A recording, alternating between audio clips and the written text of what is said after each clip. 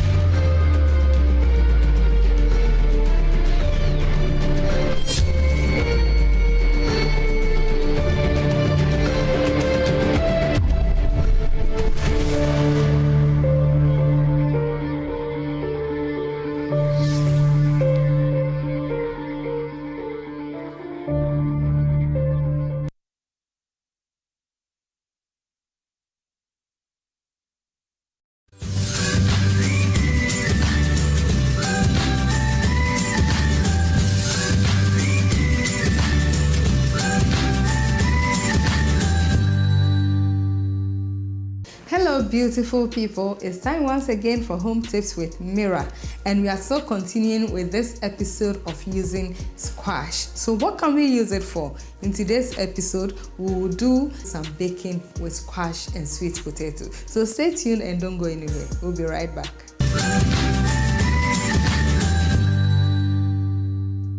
We'll begin by boiling the sweet potato. So I'm going to cut it to sizable pieces, and then I'll set that one under the pan and also cut the squash into pieces, and I'll overlay it on the sweet potato. You remember we shared that the best way of keeping your squash is to wrap it in a rubber foil and keep it in the fridge. And don't forget to use it often. Yes, this is the remaining of mine and I'm using it. So if you also have some, please use it. I'm not going to peel the squash. I'm going to cut it like how I cut the sweet potato. I'll boil everything together before I remove the peel. I'll then sprinkle some salt on it to taste and add water, and I'll set it on fire to boil.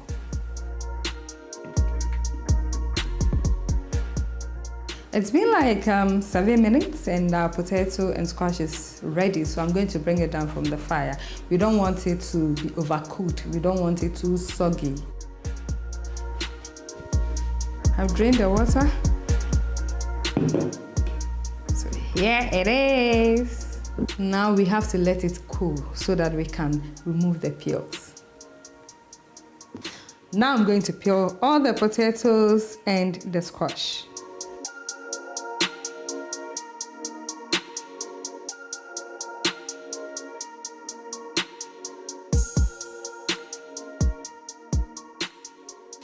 The potatoes and the squash have been peeled and now I'm going to mash it. So you can use a masher to mash it, or you can use your tapoli to mash it. At this point, I'll need a fine consistency, so I'm going to use my tapoli to do that. So I have finished mashing my potato and squash, and here it is. It looks like otto. So healthy and nutritious. So if you have a baby, in fact, you can give this meal to the baby. Now let's say to add our other ingredients. I'm adding all the liquid-based ingredients, then I'll add the powdered ingredients. Some coconut oil. So 3 spoons. Honey as a sweetener instead of sugar. Remember, the potato itself is sweet, and so is the squash. Then I'll add my vanilla. Now I'm mixing everything into a uniform paste. Then I'll add the flour. I have wheat flour, I have cocoa powder, and then I have cashew nut paste. I'm adding a spoon of the cashew nut paste.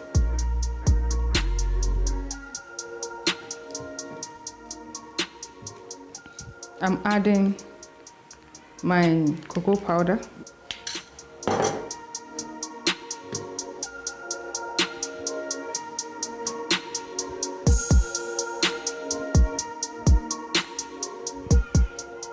So at this point, I'm just adding 2 tablespoonfuls of flour to it. In fact, the flour is optional. You can decide to do away with it, or you can decide to add it.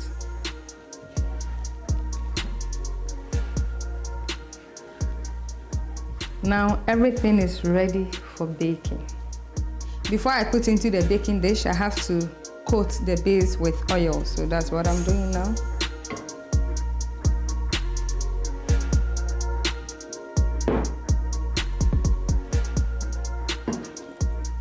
It is ready and I'm going to put it in the oven. I have preheated my oven. So in case you're also doing it at home, please don't forget to preheat your oven before you slide it in.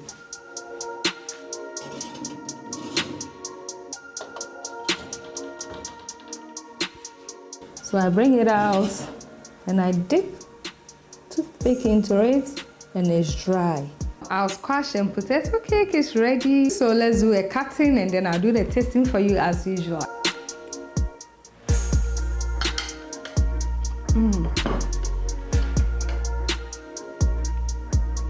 Okay, I just want to encourage you to try and use squash in every way possible. You know, you can use it in your cooking, you can use it in your stew, in your soup and all that, and it will help to bulk it up. It will add different nutrients to your food and all that. Explore with the squash. Explore using this unique vegetable because it contains vitamins, minerals, very essential for your growth. Thank you so much. Please, whilst doing it, go on my YouTube page and then subscribe and share so that others can also learn of this recipe, and follow me on Facebook, like and also share. Thank you so much and enjoy the very best of the season. Until I come your way again, it's bye-bye and stay positive.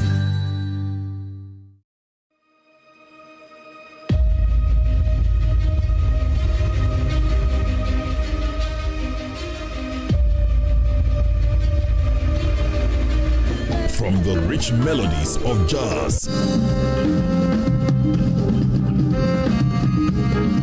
to the infectious grooves of Afrobeats, soulful beats of highlife, live music bands are setting Ghana's cosmopolitan cities ablaze. Band culture is the way to go. With exciting rhythms of the city, what makes a great band stand out? Is it the talent, the chemistry, or the culture? What we do is pure organic. Our niche, it's growing.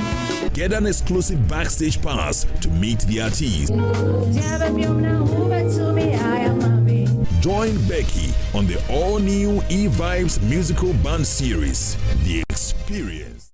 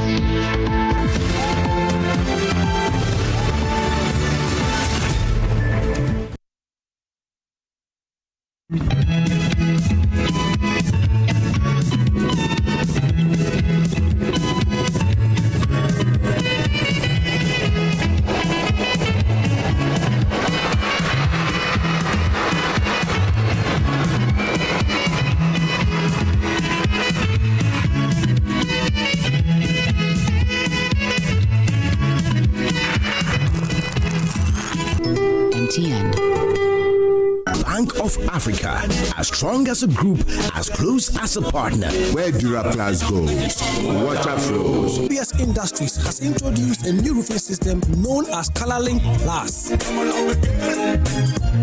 Flamingo paint, simply superior. Syntax tank, are you strong? Are you tough? Cherry Tree Properties. We develop spaces as though we were going to occupy them.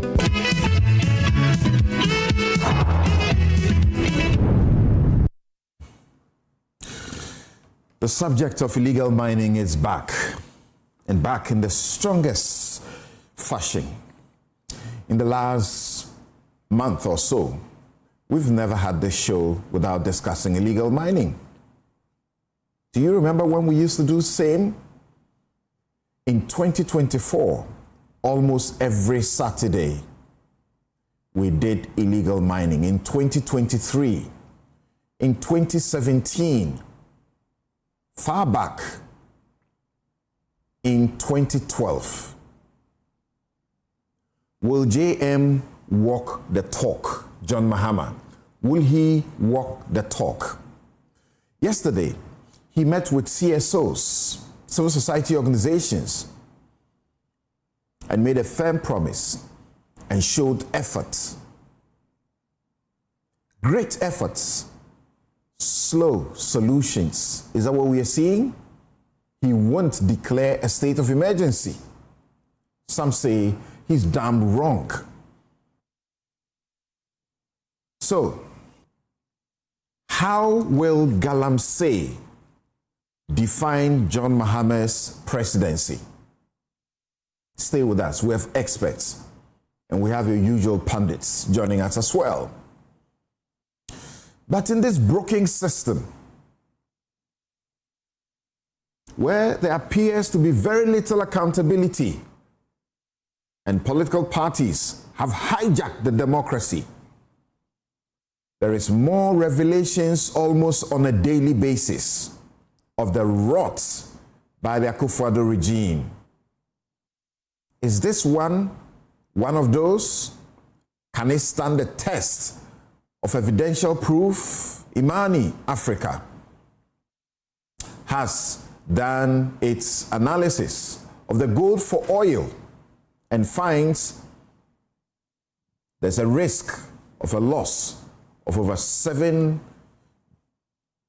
billion. We will interrogate that. Separately, parallel, The Office of Special Prosecutor has picked up a number of people, and the front man in the gold for oil business has been caged. This is Newsfile. It's your most authoritative news analysis platform. I'm Samson Ladia Nyanini. We'll be right back to deal with the vexed matters.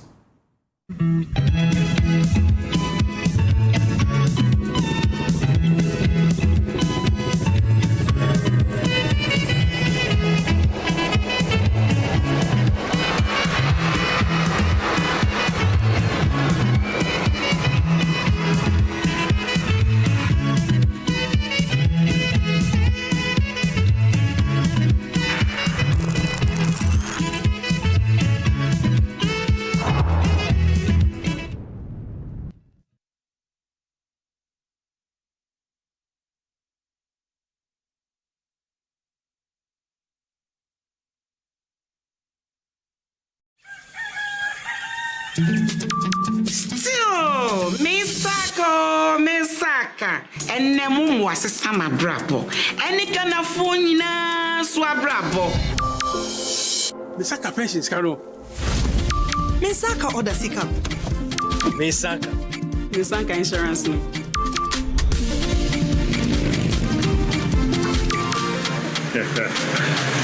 Misaka loan. Momo Fogosuri ejumaden dia boye nyina ye sika ho ban se MTN ana momo jumaye ni be frewa or the 0244 300,000 ene be frew na numpo orin bitsaw one time password ana se upin code enti wonso ye wa femu die na ma wani na ho na wonsa enka omomo. For decades, we have helped businesses connect with their trade partners all over the globe. From Ghana to Burkina Faso, Côte d'Ivoire, Benin, Togo, Senegal, China, Morocco, France, Netherlands, and many other countries. We have made it possible to bring Ghana to the world. We have brought small and medium businesses closer to their customers across the regions in Ghana with our SME support facilities. We have brought relief and smiles to the faces of families with our employee personal loans. With our cutting-edge technology and digital support, we take the burden of complex thinking off you, making life simple. That is who we are, as close as a partner. Bank of Africa. We are indeed the African bank with the global reach.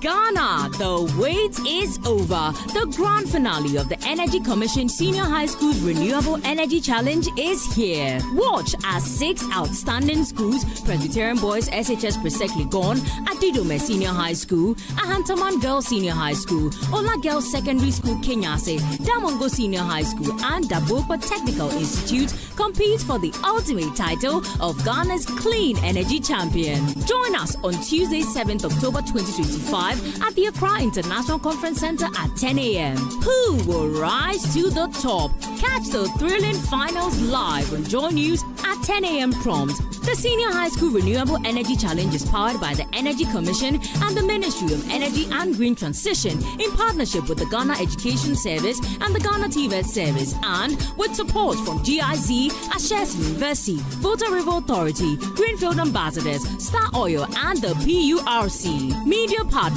JoyNews.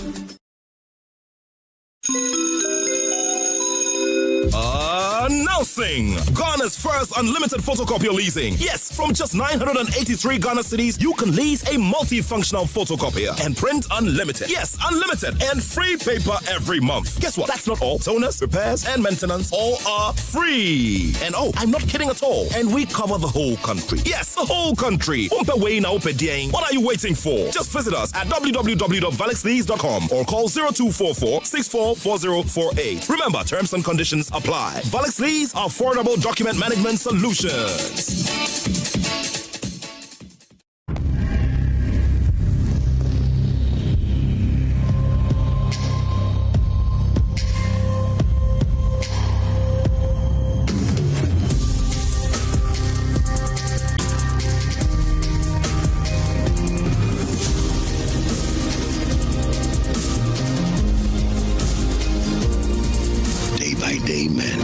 strong and refined. The skincare you deserve. Dream. From across Africa, they come with dreams. At Academic City, they find purpose. I am from Nigeria. Studying computer science here has opened my mind to the world of innovation.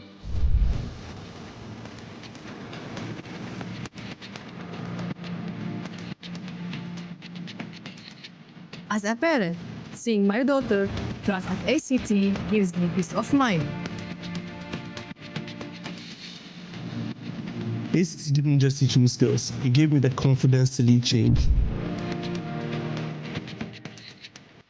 A world-class faculty, hands-on learning, a campus that inspires bold thinking. Join a community building Africa's future today. Academic City University, educating future-ready leaders.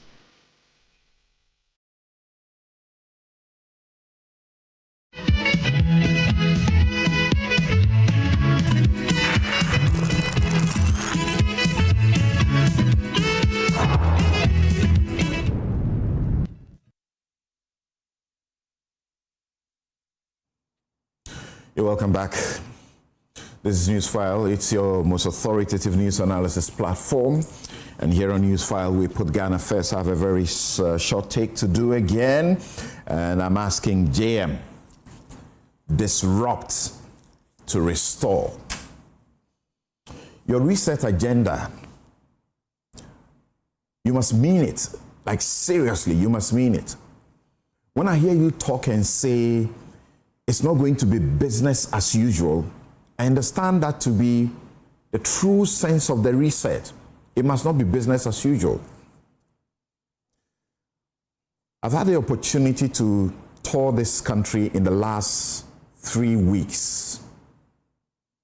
Touring the country, sleeping in the regions, and interacting with citizens. Discerning citizens who are concerned and who want this country to move forward. And this is a tour by the team set up by yourself, the about 60-member, committee that you set up with independent experts, where I'm privileged to be part of, for the National Ethics and Anti-Corruption Action Plan. The National Anti-Corruption Action Plan, the one for the last 10 years, expired in 2024. So there's a need for a new one.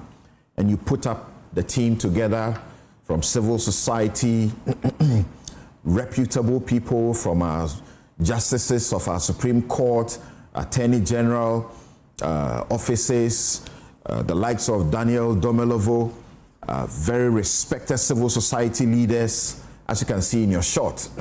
You put all of them together and give them a work. That this is important to you because corruption is eating up this country. I dare say, corruption is hemorrhaging this country more than Galamsey would ever do. And I'll show you evidence shortly. So you say this is a priority project for you. And under the auspices of the Anti-Corruption Office in the Jubilee House, led by Professor Francis Dodu, they're doing the heavy lifting. And they've got all these respected people. They get them to go to retreats, spend a whole week brainstorming and asking what can be done to solve the problem of corruption. The Constitution in Article 35, Clause 8 says the state shall take steps to eradicate corruption and corrupt practices and abuse of office. And these people have spent their time. When I leave my office for a whole week and I join this team pro bono, when I can make money sitting in my office, I feel it is important and we need to play our part to get this country back on track. The people I have met, They are depressed. They are very unhappy about this broken system. This system that is broken. And it appears to be designed to frustrate the honest man, the honest worker. I put up a post that this is a broken system by design. It is built to bleed the honest worker. For 3 decades that I've become socially and politically aware, I have watched a system deliberately left broken, engineered for fraud, sustained by fat salaried officials who have never missed a paycheck, not for a day. You find them in there, not fit for purpose, yet padded with perks. Yeah, padded with hefty perks. Meanwhile, the nurse, the teacher, the junior doctor, who hold the nation's spine, are left unpaid for 10 months or more, some 13 months. And I listened to that nurse speak about the frustration she's going through. How do you expect her to survive? 10 months, she's trekking from, Pantine to Kolebu, and she's doing it honestly. Only to be told, we appreciate your efforts. These officers at the Controller and Accountant General, at the Health Ministry and the various departments, at the Ministry of Education, at the GES, all of you who claim to be leaders and are making fat salaries every month, you look into the eyes of these people and give them lame and lousy excuses. That's not what they put you in there to do. That's not what they give you all the comfort to do, to give them excuses, such lame and lousy excuses. No. They put you there to fix the problems, not to pay ghosts. People you see dead, you attended their funerals, and you have been paying them for 26 good months, dead. In any functional society, a society that is not dysfunctional as ours, these people will stay at home and will not suffer any penalty. They will return when they have to return, and they will gain an interest and a compensation on all the years. And as I make the post on social media, I see many people 10 years back, 15 years back, talking about how it took them 15 months, it took some 2 years before they began to receive their first salary. In this day and age, someone is employed and it takes you more than a year to get them their mega salary. When you are feeding fat, this is not where you expect these people that you have guilted into endurance and punished for their patriotism. It's just not right. This is dysfunctional. It's design. And this is not delay, it is betrayal. You were put in there to fix the problems and not to continue to give us excuses. We live in a country where a small girl, a young girl in school, has a headmaster, assistant headmaster, fondling her, and photographs are being taken. And a member of parliament, someone who makes laws, sits on television and says that was consensual. It doesn't matter how much you deprecated it, for you to say this was consensual. And now people are debating what is the age of the girl. When they put a girl in a school, the teachers, the school act in loco parentis, in place of the parents. You don't go fondling them and come give excuses. The country is rotting to the core. I have met people who say they are looking for a disruption. And I say, JM, the onus is on you. Disrupt this system. Those people at the education and health who are giving excuses for the people who have not been paid for 13 months, they shouldn't be sitting there doing their job. These are problems they can fix in one day. The Auditor General just told us 10 million has been recovered from what? Unearned salaries. He's looking to recover as much as 150 million.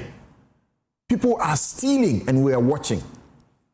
Our ethics are broken and the corruption is swallowing us.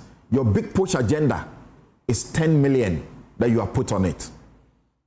Every year you are looking to spend 13 billion, it's 10 billion. Every year you are looking to spend 13 billion Ghana cedis out of the 10 billion.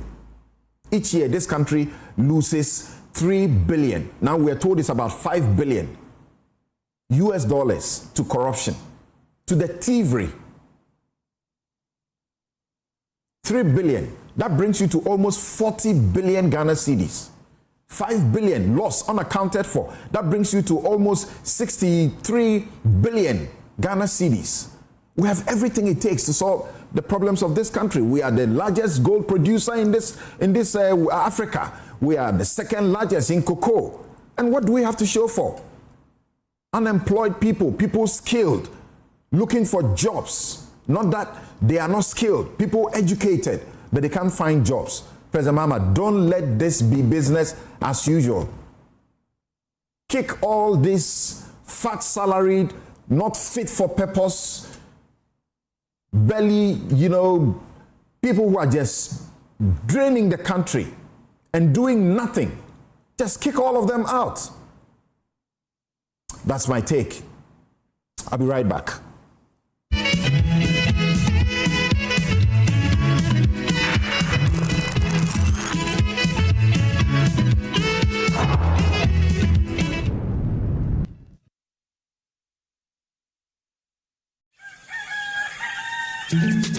Still, Misaka, and Nemu was a summer brabo, and it can afford Swabrabo. Misaka pensions, Caro. Misaka order Sika. Misaka insurance.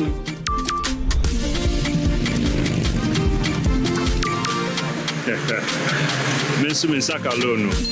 Momo fogusuri ye echumaden dia boye nyina ye sika ho ban se MTN ana momo jumaye ni befrewa or the 0244 300,000 ene befrew na numpo orimbitsaw one time password ana se upin code enti wonso ye wa femu die na ma wani na ho na wonsa enka omo.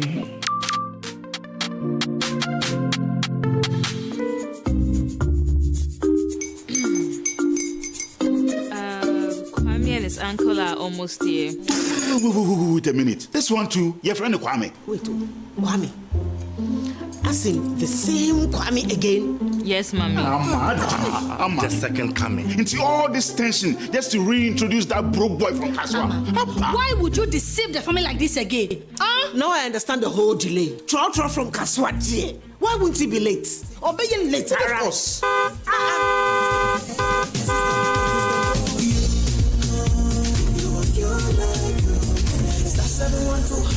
You go feel the luckiest. Go feel from Georgia be luckiest. From not them because she be luckiest. Yeah, you go feel be luckiest. No matter why you're luckiest. Everybody go feel that luckiest. That's Kwame. Senya God apple boom. If you put it toye, so would the coming of the Son of Man be. Hey! Is that his car? Everywhere. Dial *712#. Choose your ticket. Enter your lucky number. Follow the prompts and let destiny handle the rest. This promotion is regulated by the NLA on the Caritas platform. Hi. Now let me share my wildlife experience with you at Safari Valley Eco Park.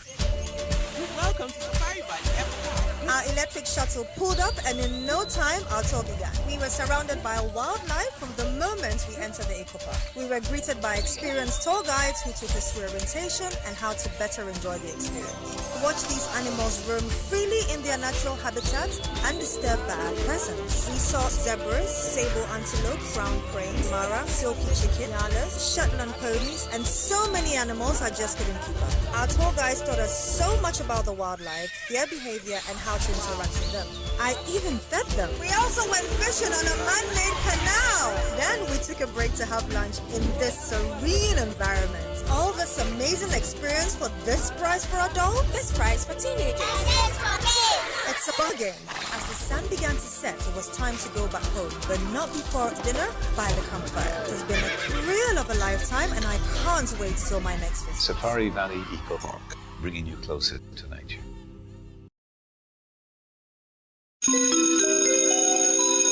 Announcing Ghana's first unlimited photocopier leasing. Yes, from just 983 Ghana cedis, you can lease a multifunctional photocopier and print unlimited. Yes, unlimited and free paper every month. Guess what? That's not all. Toners, repairs, and maintenance all are free. And oh, I'm not kidding at all. And we cover the whole country. Yes, the whole country. What are you waiting for? Just visit us at www.valexlease.com or call 0244 644048. Remember, terms and conditions apply. Valix Lease, affordable document management solutions.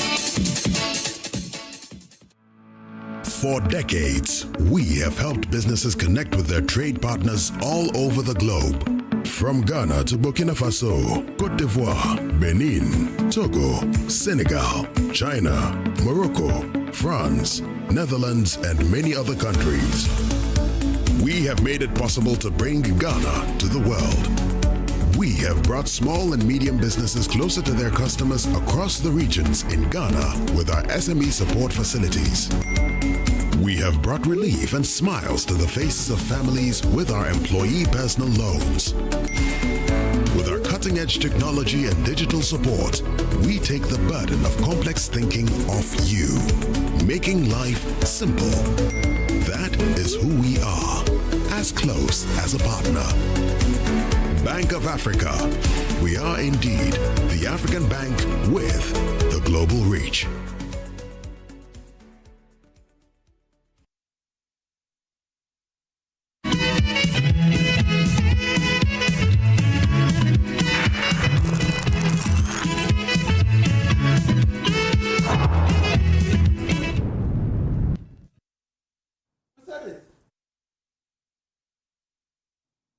You're welcome back. This is Newsfile. It's your most authoritative news analysis platform, and here on Newsfile, we put Ghana first, and we will begin by getting to Imani to understand what it is that they have been talking about as far as the Gold for Oil is concerned. As far as we know about the Gold for Oil program so far, beyond what Imani is sharing with us, we also know that the Office of Special Prosecutor has, taken some people on and is investigating them over the Gold for Oil matter. There are certain persons who were in the lead, so to speak, of the Gold for Oil matter who are presently being held. We know that the Office of Special Prosecutor has detained Dr. Sledge Nanaya Ododu, Chief Executive Officer of the Gold Ridge Refinery Limited, after he failed to meet his bail conditions. He's under investigations for suspected corruption and corruption-related offenses linked to the Minerals Income Investment Fund, particularly in the management of the gold trade program. It is alleged that over 94 million US dollars was lost to the state through Gold Ridge Refinery's failure to honor trade settlements under the Gold for Forex and Gold for Oil initiatives. That's on the part of the Office of Special Prosecutor.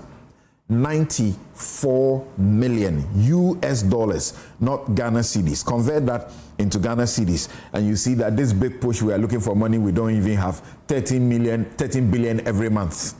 We have more than enough, 13 billion every month. We have more than every year out of the 10 billion US dollars that we are looking for. In the last 5 years alone, the Auditor General's report says in excess of nearly 80 billion Ghana cedis has been stolen by these big people and people in public office. And at the Public Accounts Committee, we are treating them with kid gloves and laughing. We're destroying this country. The corruption is just too much. So Professor Dodu and your team doing the national, ethics and anti-corruption action plan, there's a lot of work for you to do. We understand that several others, at least about 11 people, if you put aside Nanaya Dodu, the chief executive of Gold Ridge Refinery, about 11 other people are being investigated by the Office of Special Prosecutor over this gold for oil and gold for forex matters. So Imani did what it calls some forensic, checks, and found that we risk losing 7.2 billion in this matter. So we want to find out, that's Ghana cedis. We want to find out how exactly Imani comes to this conclusion and what should be done. They are calling for prosecutions and all of that, but what exactly are they seeking? Dr. Ishmael Yankson, chairman of the National Economic Dialogue, has seen Imani's work, and this is what he has to say from the work he has seen. He says, this is one of many such initiatives, often presented to be the answer to Ghana's poor economic performance, but in reality are meant to deceive Ghanaians and make it possible for individuals to enrich themselves while deepening Ghana's economic troubles.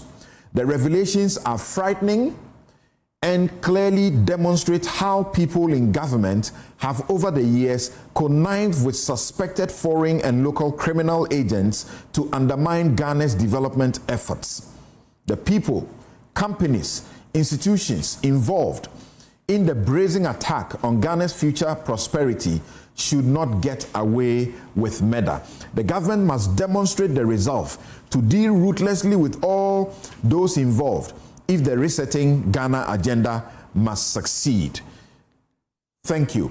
I'm going to begin with Bright Simmons, Honorary, Vice President of Imani Africa, to help us understand what they mean. Where did they come out with all of these claims? Bright, thank you very much for joining us. Thank you very much, Samson. Right. Can you hear me clearly? Very, very clearly. Wonderful. And I think with your permission, can I just make a presentation to explain what we mean by gold for oil, etc., because that will help a lot of your viewers understand when we start to explain the losses and the origin of the losses. Exactly my invitation to you, sir. Thank you so very much. We're always grateful for these opportunities. So what we're going to be doing now is describing in some detail, within the short amount of time that we have, how the Gold for Oil program was conceived, how it was supposed to be executed, how it eventually was executed, and how through that execution we had already predicted, materialized, and eventually led to losses that we believe amount to losses to the state, which requires additional investigation and possible prosecution of those found guilty, that's criminally guilty, if any. So first of all, let's start off with consumption of fuel in this country. Fuel, like other commodities, have to be refined to be used. So there's crude oil, which is oil that you take raw from the ground, then you refine it into different kinds of fuel used for different purposes. There are fuel that you use in your car, typically called gasoline, or in Ghana we tend to call it petrol. There is diesel, which is very similar. There is aviation fuel, which is used for planes, marine fuel used for ships and boats and things like that, etc., etc. Kerosene, all of these are fuels. on the screen, you see that our consumption of fuel has been increasing quite dramatically. I'm only showing you for gasoline.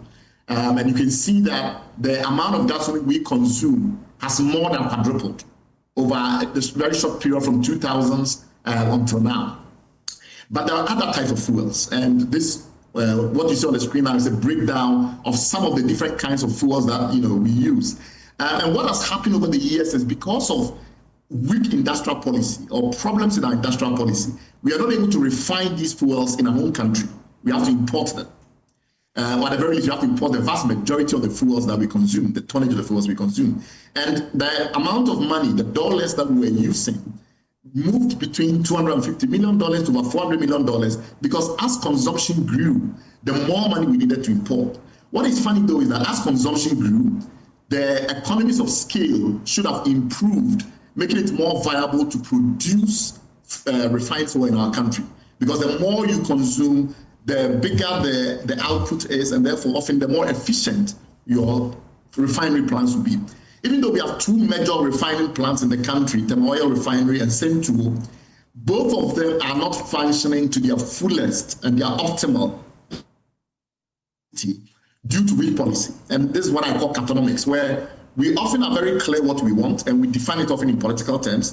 So we want to, improve our ability to add value to our commodities. So we produce oil, we want to add value to it. This is something that every political actor in this country supports. This is something that everybody in this country kind of wants to happen. We want to reduce how much of our dollars that we use to import goods from outside, etc.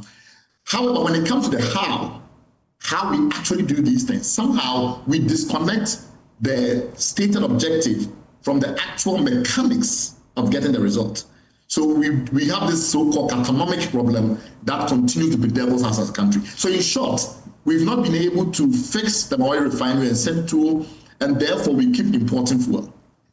Over the 2021-2022 period, as most of us know, the economic situation got pretty bad, and there was pressure on the currency, there was pressure on prices, so inflation was building up. The government wanted innovative ways to try and navigate those issues.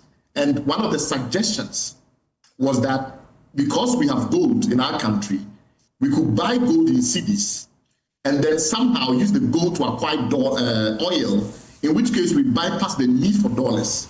Because other than that, you need dollars, about $400 million a month, to bring in the refined fuel. Why don't you simply take the gold that you have in your country, buy it in cedis, and then exchange it for oil, in which case you don't need the dollars. So the pressure on the currency, which builds up through the demand for dollars, will moderate. So that was the logic that was presented. The truth is, if you see the chart on the screen, I don't intend to go into any technical economics, but the general idea is for this to work, you need some kind of arbitrage. If gold is valuable, and gold is what we have, is valuable, and gold can be sold for dollars, but somehow you want to use gold to get oil, then the only reason you would do that, translating gold directly to oil is more beneficial than changing gold to dollars and then using dollars to buy oil. That would be the only logical reason why you will use a barter model or exchange your gold for oil. Because somehow the way that they are priced in the two different markets, the gold market in which you operate in your domestic market, and the oil market that applies where you want to get the oil, there is some dynamic between the two that allows you to exchange your gold for oil at a better rate than it would be if you went first selling your gold for dollars and then using the dollars to buy oil. So that would be the justification, the rationale for using a barter model instead of going to the market like everybody goes to the market. So the barter model will only make sense if somehow you've been able to establish that the exchange rate between gold that you get in your country and oil that you get in a specific market is more favorable than what you would get if you converted your gold to dollars and then use dollars to buy. This is just a quick explanation of basic commodity market, just so that when I refer to some of the issues, you understand what we mean. Typically, you have what we call the spot market, which is what you the market where you buy immediately and you are settled immediately. So I have money, I want to buy oil. I pay for the price as it prevails then. I hand over the money in the settlement and I collect my oil. So that would be a spot market. There are also what we call the futures market, where you are buying, even though you are making commitments today, the oil that you are buying is not to be delivered today, it's delivered in the future. And therefore, there's a forecast future price. And then you have a commodity supplier, you have a commodity demander, somebody who wants the commodity, etc. And then in between, you have people that often try to arbitrage between the spot market and the futures market. This is just a rough, quick, simple explanation because I'll refer to that again later on. And that thing you also have to know about the transactions that often if you're doing a commodity transaction, if you're changing oil to gold, gold to oil, things like that, you will often need brokers. You are doing a swap. Now, those brokers may be on the buy side or the sell side, can get really complicated. We don't want to go into all of that. But bear in mind that sometimes if you want gold, somebody has oil, you have gold, and you want to bridge a trade. It's not all the time that there's an alignment in terms of who needs what when. So there are people that will often intermediate because they have storage capacity, they have distribution capacity, etc., who can play a role in making the match happen. And that's the difference between money and commodities, right? Because in money, I can just take your money, even when I don't need the money immediately, and I can use it whenever I want. With commodities, let's say you have an oil refinery and I have gold. When you need the gold and when I need the oil, the timing may not match. There could be timing mismatch, so many other mismatches. So often, a whole bunch of intermediaries develop to try and smooth the markets and create parity of need. And this is why it becomes interesting. So going back to the point again, for gold, for oil to make sense, you need to start to have another exchange rate separate from monetary exchange rates. And this will be the exchange rate between two commodities that you are interested in, gold and oil. So you build an exchange rate between gold and oil, and then you're able to compare it with the other alternative exchange rate, which is the gold in cedis, which implies a cedi to dollars, because if you sell your gold to get dollars, you have a particular exchange rate you're using. And then the other exchange rate, which will be oil to dollars, right? So you have two different exchange rates in play. So what you are trying to do with gold for oil is you're trying to bypass those two other exchange rates. You don't want to care about how much oil is sold in dollars and how much gold is sold in dollars. You want to immediately connect gold to oil, and you are bypassing those two other exchange rates because you think somehow you can get it at a more favorable rate if you did the direct transaction. So now that I've taken the challenge is what I've tried to explain is that often because the timing there's a mismatch in the timing, etc., you end up having multiple actors involved because you have one broker in between another broker, etc. Sometimes it's also a matter of volume. Let's say the person that you are trying to exchange your gold for oil with, they have a certain quantity of gold they need for a particular period, and they then have to aggregate on their side so that they can get more demand to match the amount of oil that you want supplied, etc. So these can lead to complicated multilateral arrangements as well. In short, you are often in a barter arrangement looking at the pros and cons, whether or not you are conserving capital versus whether or not you are getting the right amount of value, whether or not you have a relationship that allow you to get something at a better price than the open market, or if because of tax exemptions and things like it's much better to do an exchange than to do a direct trade. So there are two key issues we have to bear in mind. One of them is that there are transparent markets in oil, in gold, and in those transparent markets, typically we are dealing with cash. I want to sell my gold. I go to a transparent market like the London Bullion Market, LBMA, or Shanghai COMEX, any of these international markets. And there's so many buyers and sellers. So we have what we call price discovery. The prices are very well known, very well transparent, and they are often highly liquid markets. If you want oil, there's the same situation. You go to oil markets. Rotterdam is a major oil market for refined oil. Antwerp, there are refined commodity markets also in Chicago, etc. You go there, you can buy as much oil as you want. In this case, it's refined fuel. You can buy as much refined fuel as you want. And based on that dynamic, there are indices like Platts, Argus, and the rest, which transparently broadcast the price to everybody. Now, if you decide that those two kind of dynamics, those two markets don't suit you, the oil market as is transparently known, the gold market as transparently known, because for some reason you can trade directly, then you come into a situation where, as we are going to try and prove now, you have to show that the results that you got was better than what you have got if you did in the open market. In the case of gold for oil, eventually what we learned is that there was actually no barter. That's the most critical discovery. and getting dollars. So it wasn't as if there was a refinery that had refined fuel to sell to us that wanted gold for some other reason, and we're brokering that gold deal. It turns out that what happened is we were selling the gold to some intermediaries, getting dollars, and using those dollars to buy refined fuel on behalf of BOST.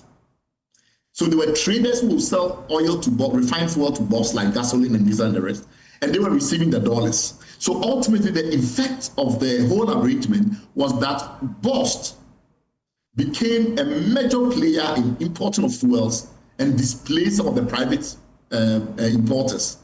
Ultimately, I think it got about 30% of the market, that's approximately, down from what it used to enjoy before gold for oil came in. So the effect of gold for oil primarily was to increase BOST's market share.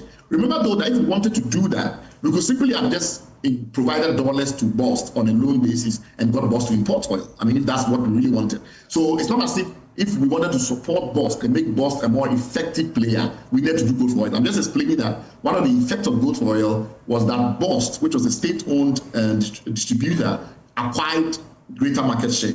Okay. Now, here is the problem. You got gold, which you are buying in cedis, and you want to get oil, which is sold in dollars, right?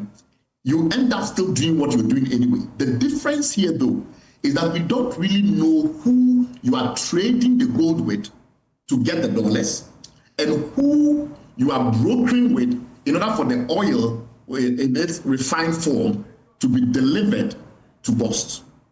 So you had all these brokers that emerged, and I've listed some of them: Alpha Stream, StoneX, Abu Dhabi Catalyst Partners, that in the beginning were relatively well understood because we did investigations and we discovered who some of these players were. But even so, these were not disclosed publicly. Not publicly disclosed who these intermediaries were. But then things got worse. As the process unfolded, it became impossible for us to get leaks anymore to know who they were actually dealing with. So on the side of the aggregation, who was the Bank of Ghana using to buy the gold in cedis?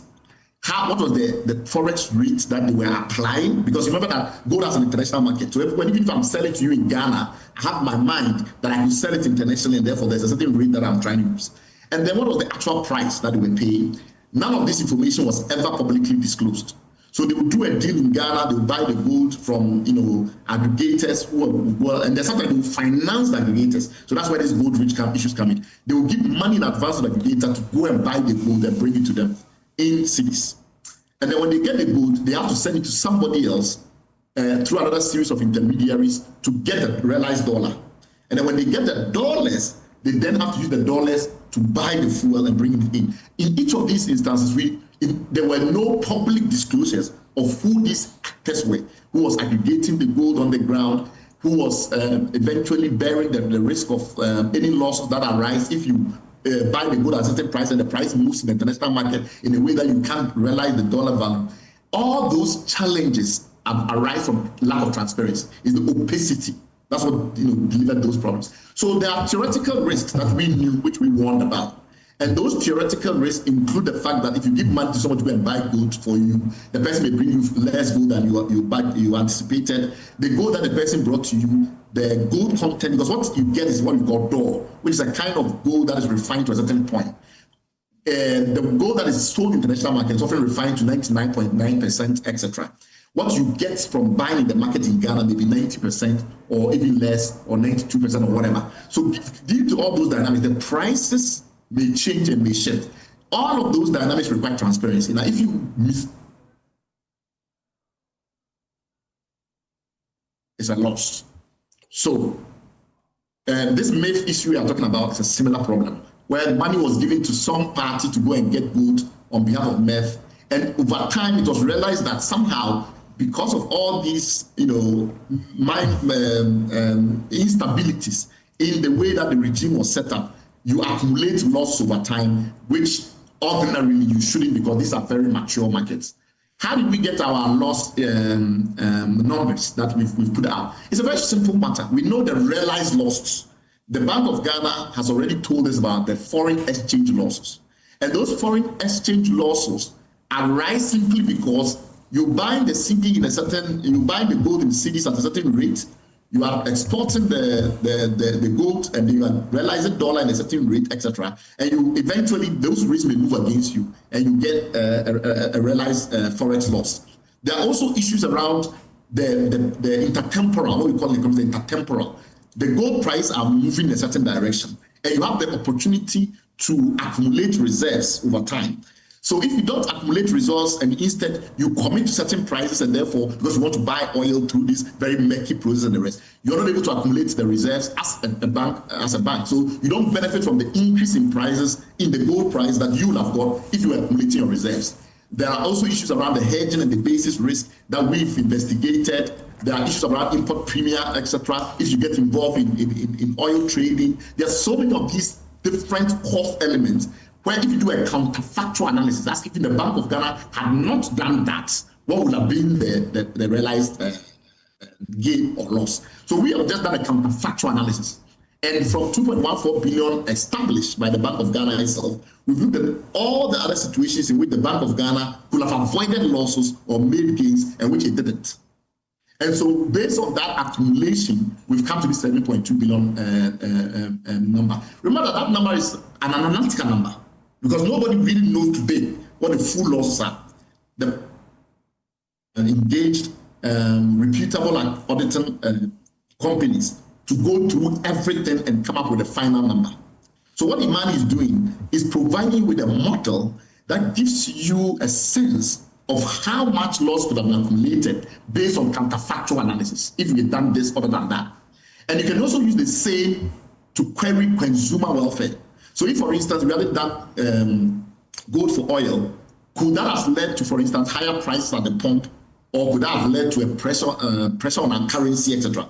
And the argument we've made is that neither case is true because, number one, we know for sure that they were not directly converting the gold for oil, right? They still went to get dollars anyway. And so they could simply have sold the gold, acquired the dollars, given it to the commercial banks or the BDCs through their auction process, as they already do, as a central bank, because these BDCs were already supplying 70% anyway, even during gold for oil. So given all those facts, they will have done all of those issues, and then the pricing dynamics in the market will not have changed. In fact, if you apply our counterfactual analysis and you look at, okay, how much dollar would have gone into the market if the BOG had been more transparent in the way that it did this and passed the dollars through an auction process, the effect is that actually we may have had slightly lower oil prices during gold for slightly lower fuel prices during the gold for oil phase than we eventually did. So in effect, neither of the benefits were materialized. And the reason the benefit didn't materialize is very simple. The gold market and the oil market are highly mature markets. There's very little creativity you can apply as a small country in Africa to somehow try and game that market. Okay. If you want to sell your gold, sell your gold. If you want to go and buy oil, go and buy my oil. Buy them in transparent markets where you have multiple buyers and multiple sellers, and you get the best price discovery. So that's basically the analysis that Imani has done. And I hope this was clear. Right. It was useful, but help me do this quickly. You say there was absolutely nothing innovative about the Gold for Oil program. This country needs about $4 billion every year for refined fuel imports. We had gold. There's been good price for gold. It is soaring. We are told even today that it's likely to end at about 4,000 per ounce, or is it a ton per ounce by December? Per troy ounce. Yes. So there was nothing innovative about it. What do you think was the rationale? Why did we do it? What was told to us is not what was done. You see, if somehow the government have found a set of market conditions that allows to exchange gold directly for oil in a way that was more favorable than selling the gold for dollars and then buying the oil, then that would have been innovative, because that would be some kind of innovative instrument, maybe some kind of synthetic financial instrument with multiple hedge points, optionals, etc., etc. There are a lot of financial engineering that goes on in the world. And then maybe you find certain people that for some reason, they don't want to use the international gold market. They want to buy the gold directly for Let me ask this question again. What is your suspicion? Because if by doing this, we have fuel prices at a rate which could have been lower, according to your analysis, what is your suspicion why this was done? My point is that the eventual beneficiaries of this scheme were the brokers and the middlemen. The only person who got any benefit are the people that were in the middle, doing the monetization, that were in the middle, enabling the shipment of the fuel to bust, etc. They are the ones who benefited. Nobody else benefited. Ghana could simply have said, okay, we have our domestic gold purchasing program. We are buying gold in cities. We sold the gold on the international markets at the current price. That money is in our reserves. We've auctioned dollars to BDCs who import the fuel. Because of that auction, there's more availability of dollars. That would have all been entirely transparent and within the current policy set. Why did they need to embed middlemen that they didn't disclose at multiple levels of this program? When eventually, as we've now found out, they were still selling the gold for dollars and buying oil in dollars. What then was the point? So the only benefit to anyone is the brokers and the intermediaries, Alpha Stream and the others we don't know, and people like Goldridge or companies like Goldridge that have made a lot of money purporting to intermediate two markets that are supremely mature, and we don't need any intermediaries. So it was done to enrich the intermediaries, is what I'm saying. Right. Someone will ask what is new about that kind of model of business in Ghana. Because even if the Ministry of Agric was looking to buy toothpick, it won't go buy it itself. It will find a middleman, so the middleman will benefit, and you will find later that this middleman is connected to some political something, and they're going to make money to fund some party. So this is not new. So what's strange about it? The beautiful thing about your analogy is that imagine that we said we don't produce enough fertilizers in Ghana because our industrial policy has failed. So the likes of Bluefet and the rest are not producing enough fertilizer. We need to import fertilizer, right? And then the Ministry of Agriculture said, you know what? The way we are going to do it is that we are going to do rice fertilizer, right? We will get some people to go and buy rice in Ghana, and then we will go to Egypt or somewhere else, and we will exchange the rice for fertilizer. What would be the first thing that comes to your mind if they make such a proposal? Your first question you ask yourself is, why don't simply sell the rice, get the money and buy a fertilizer? Unless they can prove to you that somehow they have an effective means, because somehow there is someone that will, for some reason, rather than buy rice on the international market at a certain price, would like Ghana rice for some reason. Maybe there's something peculiar about Ghana rice. So if this was the only channel they will get a Ghana rice, then they will give you fertilizer at a rate that was better than if you try to buy fertilizer on the international market. So you give them the rice and you get fertilizer at a better rate overall. Right. In this case, we went in a different way, right? We went in the same way that I've just described, but it didn't make sense in the sense that we sold the gold for dollars, but at a rates that are not transparent, through brokers that are unknown, except those of us that do investigation. And then eventually we got the dollars and then went through the same route to get the fuel and bring it to Ghana, benefiting multiple middlemen and brokers in the chain. And our argument is that the only reason anyone wanted to do this was because they wanted a channel through which they could benefit and enrich some intermediaries. Right. And our argument is the country's resources cannot be put at the disposal of such schemes. Right. We cannot have a country where politicians... That's understood. That's understood. My last but one question to you before I bring in Kojopoku is this one. That's, right, we live in a crazy country, don't we? We go and cut down trees that have survived for decades in order to plant new trees. And when we plant the new trees, we don't take care of them and then they die. So the old ones that were surviving, we have cut them down. You remember? Yeah. You remember this project?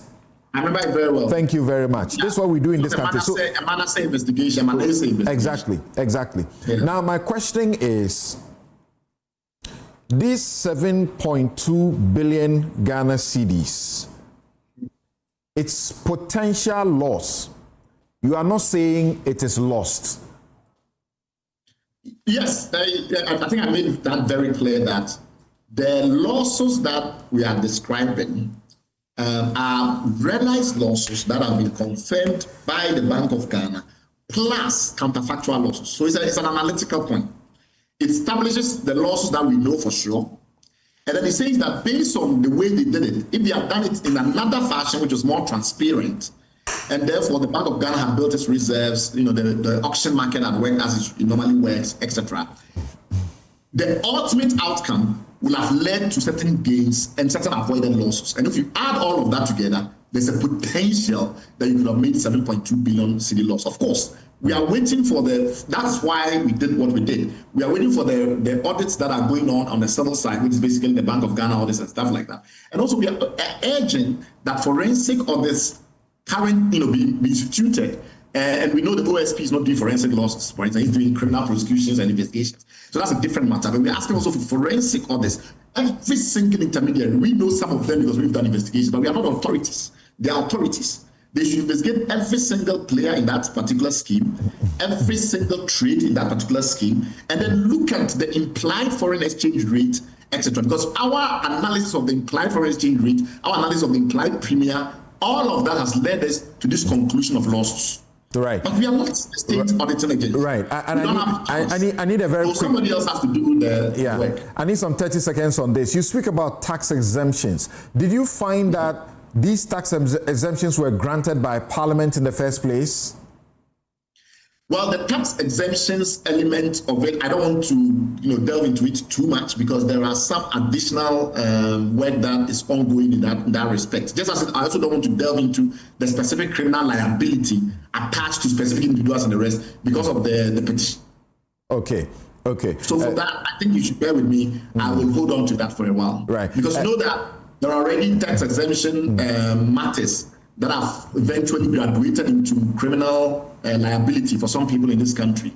So, I'm bringing on Kojo Poku now, and he says that your document is as frivolous as it comes because, there is no name on it, no company or individual name is found on the document.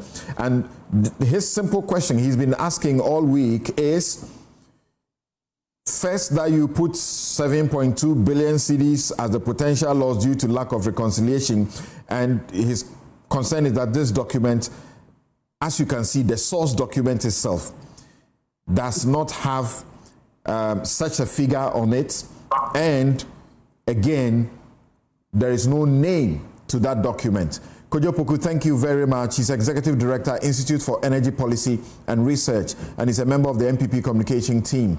I thought that you would think that this is fodder. This is important to go through, but I've heard you and others simply just rubbish it. No, we've never rubbished it. Good morning, Samson, and good morning to Bright and all your panel and your viewers. We have never rubbished anything. I mean, we hold things to strict accountability and proof. That is what this country should basically strive to do. And Samson, before I continue, let me make a quick correction. Please, Sledge, that MIF program is not good for oil. I don't know why anybody wants to now cross the two. MIF had their own gold program that they were doing. If there are problems with that program to do with MIF, please, I'm repeating this on authority. That program was not part of Gold for Oil. And I hope you correct that, because that Imani keeps trying to link the two, to try to say that people involved in Gold for Oil are being held by OSP. Sledge did not partake in Gold for Oil. Imani, so I really hope that we make that clear. Imani didn't do that. I'm the one who did that because I have information. Well, I know for a fact. Hold on. I know for a fact that there are 4 areas under MIF that the OSP is looking at: the gold trade, gold for oil, equity investment, Ejapa transactions, and purchase of land. And a number of people who are very popular in this country will come in due course, as I understand it. But I'm the one who is saying The 12 people, the 12 out there. The 12 people, Imani has a document the 12 people who are being investigated, the 12 people who are being investigated by OSP and who have actually been arrested, questioned, and granted bail, except Sledge, who couldn't fulfill his bail conditions and was detained. These are the matters that are attracting the OSP's attention. But let's speak to it. About this particular one by the Imani. Let me also make another point. And clearly, you've held right to that proof, and it's admitted that 7.2 that they put out there is a counterfactual. The other word for counterfactual is phantom. It is not a loss. The only loss that has been recorded on paper by Bank of Ghana is 2.14 billion cedis, which I have a document from Bank of Ghana I've shared with you, Samson, for basically to talk about it. But you know what? Since Bright did his beautiful presentation, for me, I cannot do that because the document I'm going to rely on is basically documents that are subject to confidentiality. So it will be difficult for me to put those documents in a slide and share with the public. But I will read contents of those documents as I go along in my presentation. Let me make this quick fact. I want to now dwell on 3 areas. One is to let everybody watching and Bright, Imani, and everybody know that the gold for oil, everybody that took part in gold for oil went through proper due diligence. Bank of Ghana undertook what is called a KYC, and those companies were also sent to the FIC, the Financial Intelligence Center, for them to basically screen these companies. There are 2 letters that I would basically share with the public, the contents of it, right? One where Bank of Ghana rejected the company, and one that Bank of Ghana accepted the company when Bank of Ghana did their due diligence. Now, the second part will be the process by which the gold for oil processes went through from BOST to MPA to Ministry of Energy, then to the Bank of Ghana. Then the third part will be to discuss the environmental the idea of people trying to pollute the public with certain ideas that a program that basically came on board reduced premium from $150 to $80 to $50 from $50 to $80 was a bad program. These premiums we talk about are premiums that affect you and I, our pocket. But let me go on to discuss the due diligence that happened. Look, when the government, through cabinet, came up with gold for oil, it was not a program. They seemed to be obsessed with BOST. My brother Bright said that this program was done on behalf of BOST. No, it was never done on behalf of BOST. Those that ran the program was MPA, Ministry of Energy, and Bank of Ghana. BOST was only an agency of gold for oil. Anytime BOST wanted to do anything, BOST have to write through the necessary channels to get approvals. But let me now start off by reading you one letter. There is a company that, in that document that I call frivolous, a company called Cibet DMCC. Okay? When you look at, there's a document that's from Bank of Ghana on the, okay, there's a document from the Bank of Ghana. I'll give you the date. On the April 12, 2024, Bank of Ghana wrote letter of engagement onboarding Cibet DMMC onto the gold for oil. The above subject refers, please. We are pleased to inform you that Cibet DMCC has been successfully screened for anti-money laundering and combating and financial terrorism with the necessary know your client KYC conducted and can be onboarded as a fuel supplier under the gold for oil. Now, this is a company that also got approval from the FIC that they can be dealt with because the FIC screened them among other companies so that they can be, and anybody who cares to know, my brother Kojo Chimbwafo has all the files in FIC, they can go and ask them. Now, let me give you another letter, which is strange to know that there's a company called Goldstream Global. Now, Goldstream Global, recently, on the September, some date in September, right? 9th September 2025, Gold Board, this current Gold Board have signed a $1 billion investment deal with Goldstream Global. It will surprise you that Goldstream Global was turned down by Bank of Ghana when they did their KYC, when they wanted to be part of the Gold for Oil. Now, I'll give you on August 8, 2024, Bank of Ghana wrote to BOST saying that the bank has reviewed the request from your institution on onboarding Goldstream Global as a fuel supplier under the G4O. After careful consideration, the bank does not recommend Goldstream Global as a supplier under the Gold for Oil.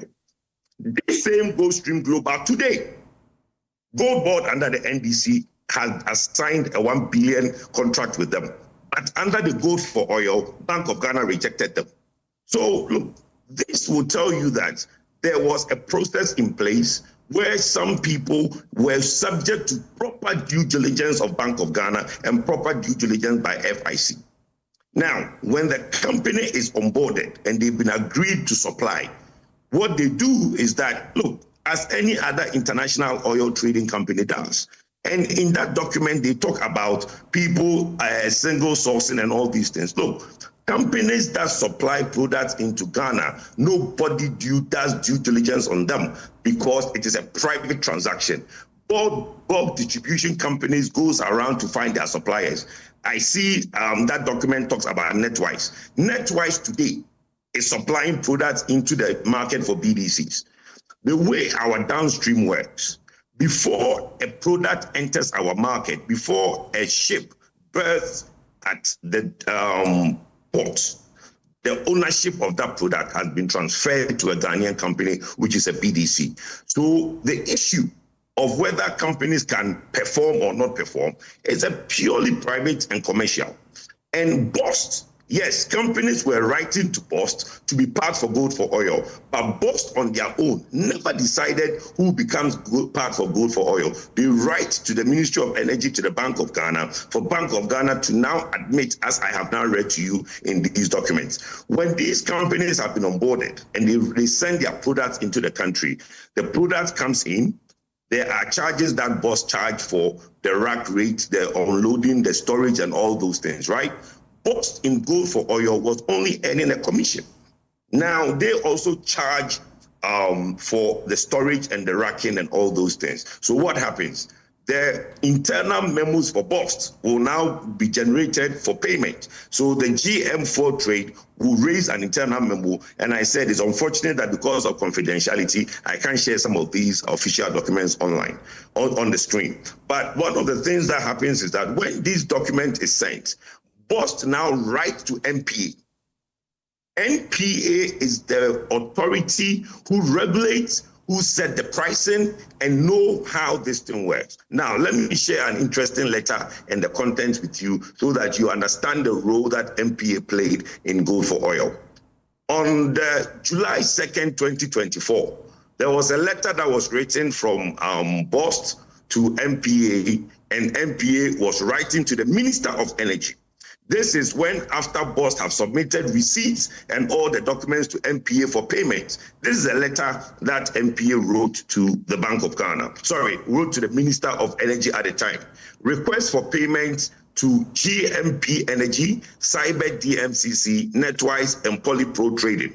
Now, it goes on to say that the National Petroleum Authority has received for request for payment from BOST, for payment to be made to these companies. The authority has reviewed the invoices and other documents submitted by BOST for each cargo, made the following observation. Now listen to this. There were no variation in the authority computation of the amount owed to Polypro. Now, authority computed the amount for gasoline supplied by Seabed, and they were higher than the invoice amount by $366. Then they go on to now say that they've done the computation for Netwise and they do not find any variation.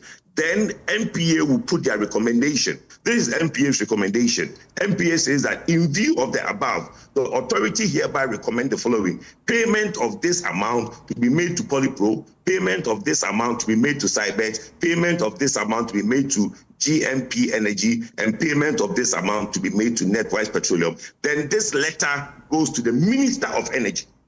Then the Minister of Energy now also does his internal investigation on what has been submitted by MPA before they write to they write to the Bank of Ghana for Bank of Ghana to pay these companies. Now, the accounts that were held at CBG was only a view only for reconciliation.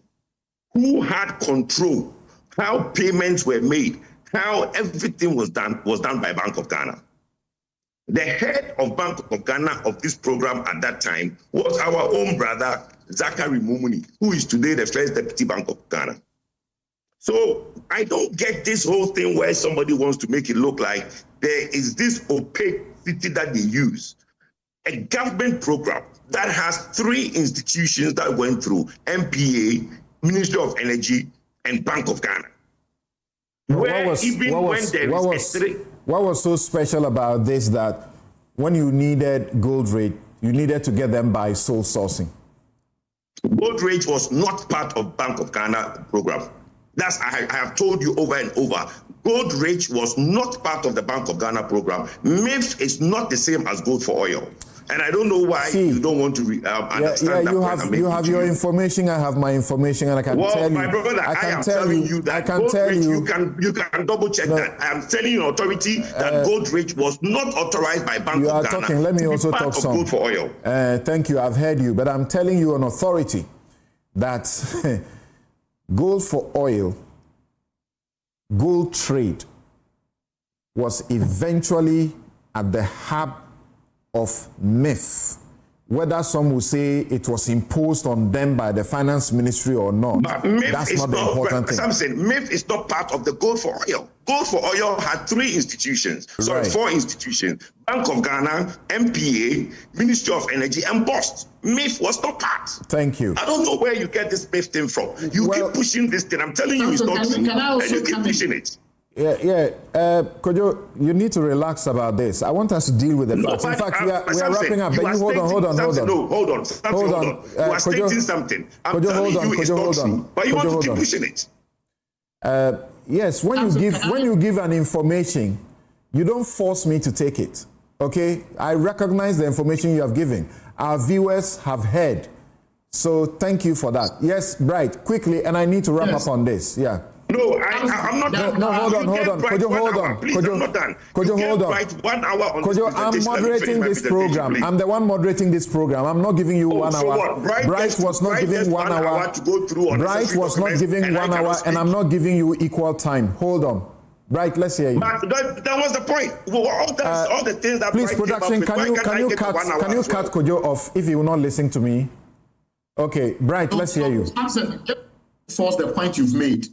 This is on the MIF website, the Minerals Investment Income Investment Fund website. Thank you. And when you look at that screen, for some reason it's not showing on my side anymore. I don't know if you still see it on your side. You go ahead and make the point. Sorry? Go ahead and make the point. If you look at the MIF website, MIF is very emphatic about the fact that it took part in gold for oil. Kojo doesn't know, but he won't take his time and listen.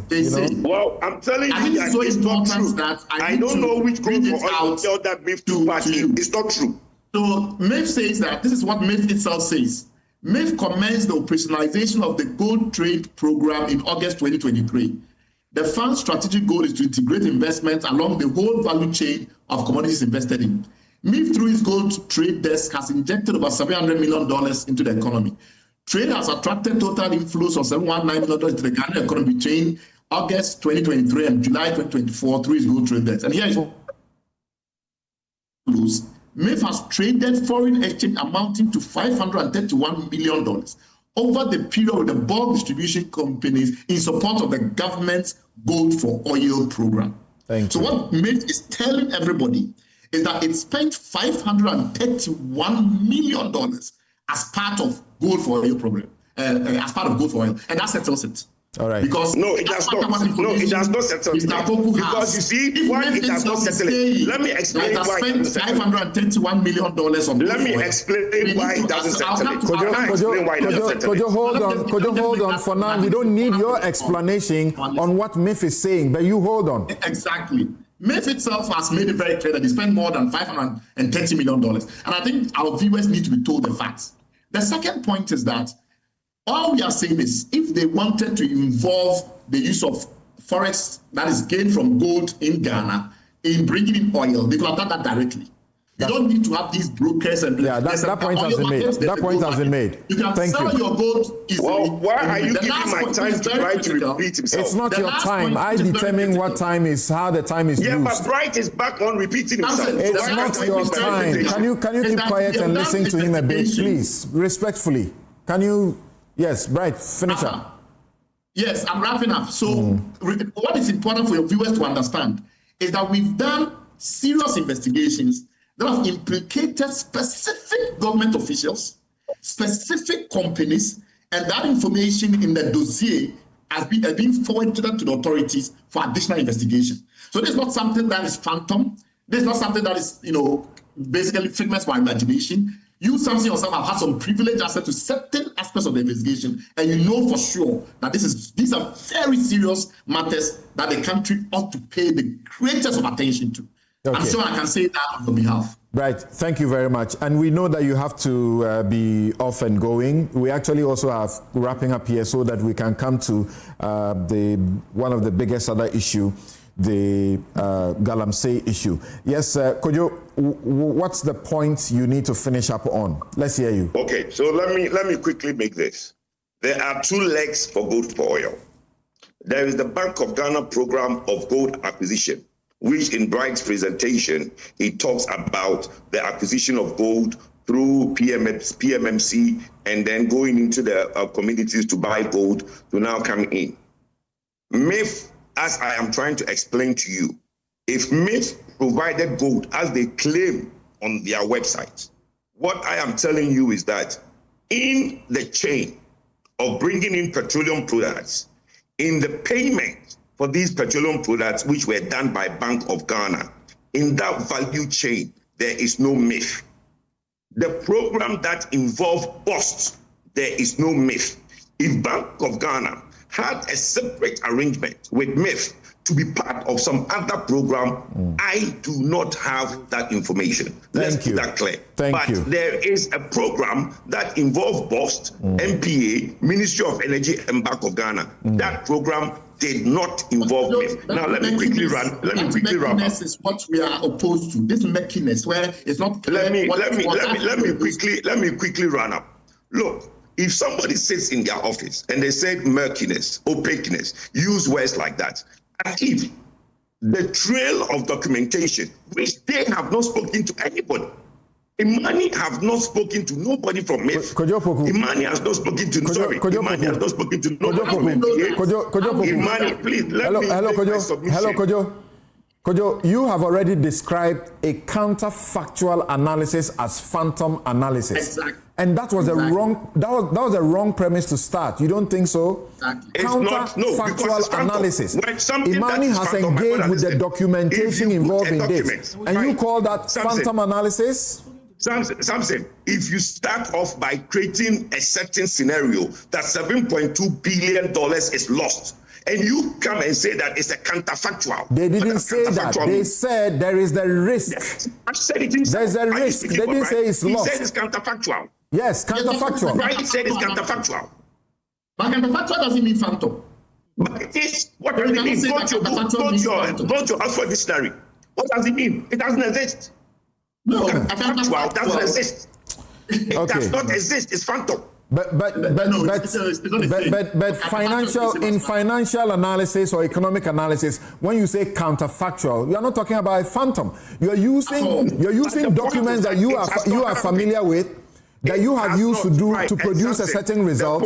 Somebody is using the same documents to also come to a different conclusion. That's the point. No, at my point I'm trying to get across to you is that when you go into the dictionary and look at the meaning for counterfactual, what it means in dictionary is that something that does not exist. Finish your point. Finish your point, and let's go. Let me Bright. Please stop it. So why are you so agitated if some society is trying to bring transparency? You should be supporting.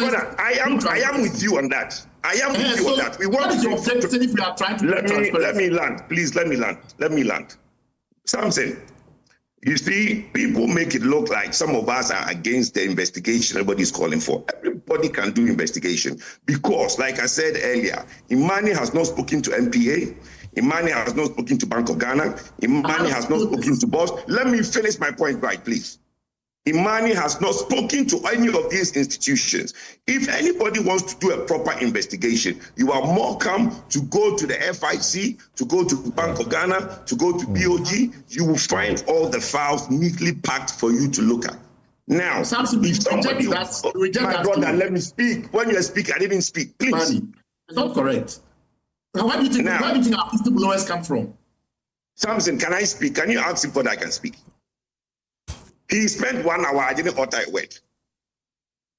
Now, when you have an institution that wants to put a document out there to the public, what we would expect Imani to do was to, one, have a document that has a name, has somebody's document that has been signed. That document they want to put out there talks about 1.2, 1.5 losses. It's debatable. All of a sudden, we are seeing something like, all of a sudden, we are seeing microfeedback and sterilization and financing as a probable accounting thing that can be lost. The most important thing I want the viewer to understand is that Gold for Oil was a good program. If people feel that actors of Gold for Oil did something wrong, by all means, the institutions should investigate and prosecute where they have the evidence to prosecute. But let's not sum up the whole program. People who are today in high position offices who supervise Gold for Oil, we try to impugn their integrity by trying to say things that we do not even understand ourselves. So the point is that let's not make it look like something that was done. Everybody has an opinion on why they think something should be done. I think your point is made. I think your point is made. Let me land on this. Thank you. You've been landing and never landing.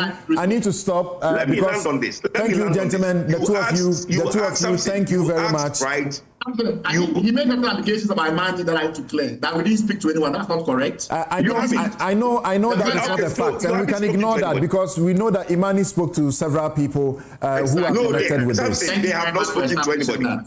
They have not spoken to anybody. They have spoken to many people. Thank you all, gentlemen, for making time to be with us. This is Newsfile, and we have been talking about the Gold for Oil program, which Imani's counterfactual analysis shows that there is a risk of a loss of 7.2 billion, and they are asking for a number of things to be done to confirm what they have found out about the program.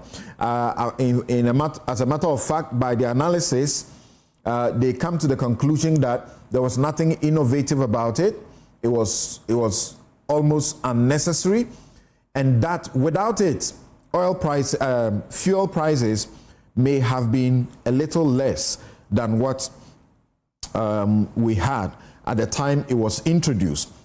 Bottom line, the gold that was being used for the purpose could actually have been sold and the money taken and given to the Bank of Ghana or the banks or the BDCs directly to do the purchases. The country annually requires about 4 billion to purchase refined fuel, and the BDCs have been doing this all the time. But this time, as far as Imani's analysis go, it was done to benefit the middlemen in a very opaque system. Sole-sourced individuals giving contracts for which there's no benefit to us, but they were benefiting. And as you heard Kojo Poku, he denies all of these claims, says they are phantom, and what Imani is saying should not be, should be treated with contempt, so to speak.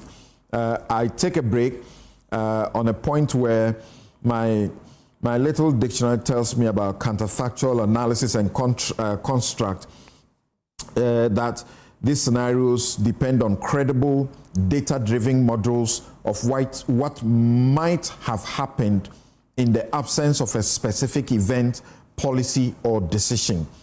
And by comparing these scenarios to actual outcomes, they estimate the true effect of that event or decision. Right. We take a break. When we return, Galamsey. The president met with the CSOs. He showed us enormous efforts, great efforts. The CSOs are asking for results. There are some who insist that he should not wait for national security advice to declare a state of emergency. Whilst they feel a little okay with what he's told them, some still believe that a state of emergency is not negotiable. We'll be right back.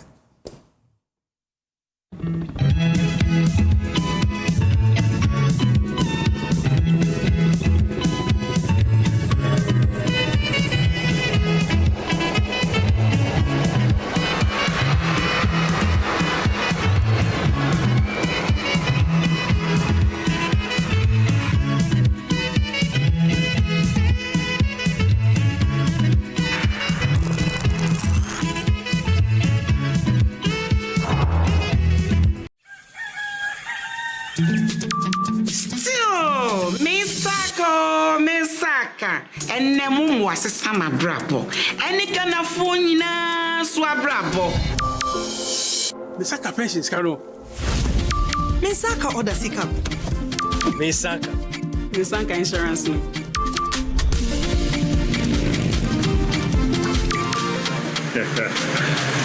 Misaka loan.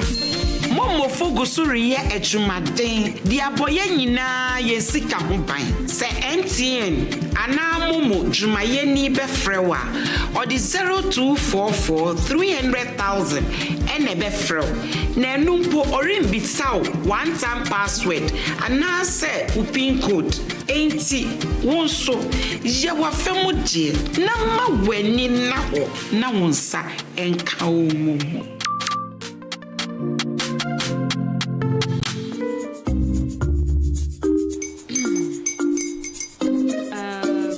His uncle are almost here. Wait a minute. This one too, your friend Kwame. Wait, Kwame.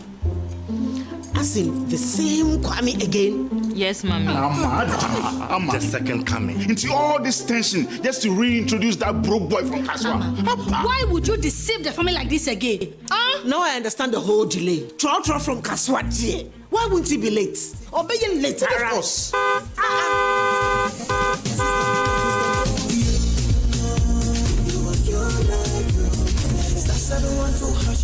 You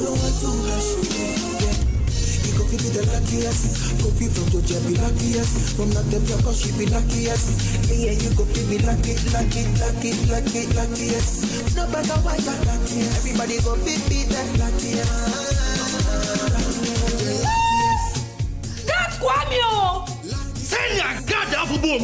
If you put it toy, so would the coming of the son of man be. Hey!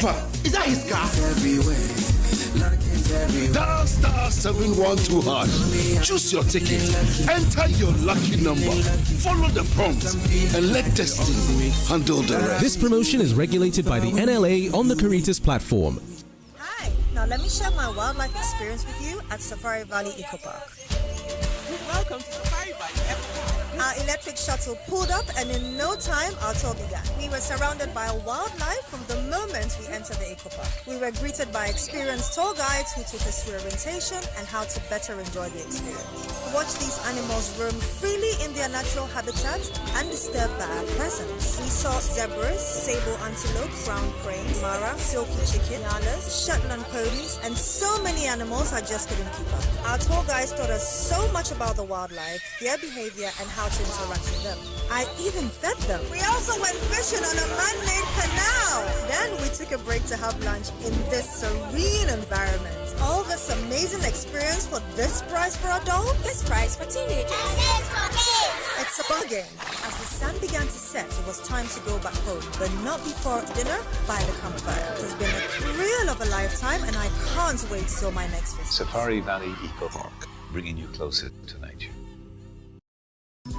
Ghana, the wait is over. The grand finale of the Energy Commission Senior High School's Renewable Energy Challenge is here. Watch as 6 outstanding schools, Presbyterian Boys SHS Presekli Gone, Adidome Senior High School, Ahantaman Girls Senior High School, Ola Girls Secondary School Kenyase, Damongo Senior High School, and Dabopa Technical Institute compete for the ultimate title of Ghana's Clean Energy Champion. Join us on Tuesday, 7th October 2025 at the Accra International Conference Center at 10 a.m. Who will rise to the top? Catch the thrilling finals live on JoyNews at 10 a.m. prompt. The Senior High School Renewable Energy Challenge is powered by the Energy Commission and the Ministry of Energy and Green Transition in partnership with the Ghana Education Service and the Ghana TVET Service, and with support from GIZ, Ashes University, Volta River Authority, Greenfield Ambassadors, Star Oil, and the PURC. Media partner, JoyNews. From across Africa, they come with dreams. At Academic City, they find purpose. Studying biomedical engineering has opened my mind to a world of innovation.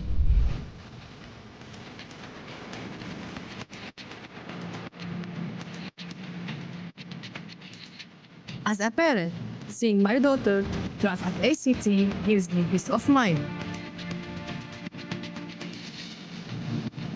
This didn't just teach me skills, it gave me the confidence to lead change. A world-class faculty, hands-on learning, a campus that inspires bold thinking. Join a community building Africa's future today. Academic City University, educating future-ready leaders.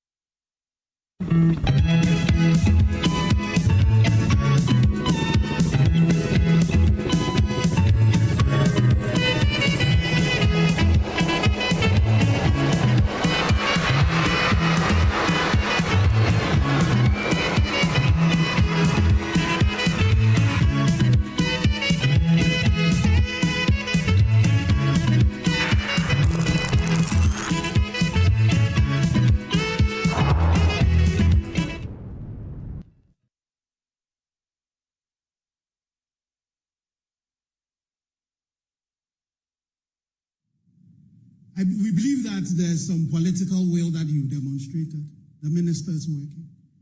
But the elephant in the room was not mentioned. You heard the Attorney General talk only about Akontamai. The Attorney General... You're welcome back. So we are moving to the Galamsey matter. But in the meantime, I'm getting credible information from the Bank of Ghana that suggests that what MIF has put out on its own website is not credible. So I'm in a difficult situation. I don't know what to do with the information. That MIF says it does something, and those who have run the gold for oil, and we know the central place where it was run from was the Bank of Ghana, then say MIF's information is inaccurate. But that information is sitting on MIF's website. In fact, investigators who are doing this, work will confirm that MIF is in there. Anyway, we'll end it here. My next set of guests have joined me. Inus Afuseni was here earlier. Inus Afuseni is former MP Tamale Central and former Minister for Lands and Natural Resources. Kofi Bento is lawyer, Vice President Imani Africa. I call him the Rebel. Dennis Miracle Sabuaji, Director of Communications of the Bamia Campaign. that many of you are in love with, but you don't want to confess. They came on my page and said, what is Dennis coming to do? What is he coming to do? And I should get him out of the show. Dr. Ekpo Enyinam Aka is food systems toxicology, nutrition and health risk assessment expert at the University of Education, Winneba. That's where he teaches. And Major Dr. Ebenezer Kwachi Ajiman, retired, is security risk and leadership expert. They're going to tell us, Ekpo is going to make a very compelling argument about how Galamsey, you may have heard the stories about how it has polluted our waters, destroyed our farm, produce, and so on. But we take you to another level to show you, if you thought that you were exempt, you are joking, you are poisoned. And he makes the forceful point that every ingredient needed for a state of emergency to be triggered, we are there. And then Major Retired Ebenezer Kwachi Ajman will tell us the security risk we face. Mr. President, if the national security people are not telling you, they may be misleading you. That's what he's going to show you. The security risks that we face, that this thing, the security implications are just too dire, not only for Ghana, but transnational. He'll show you the evidence why we must do more than we currently are doing. So thank you for joining us. And we will do a little beyond the time you are familiar with us. Let's hear the encounter at the Jubilee House. Chiefs, House of Chiefs, we've been everywhere, educating them to use their voices and their position to help in addressing the crisis we face. Key stakeholders engagement across the country.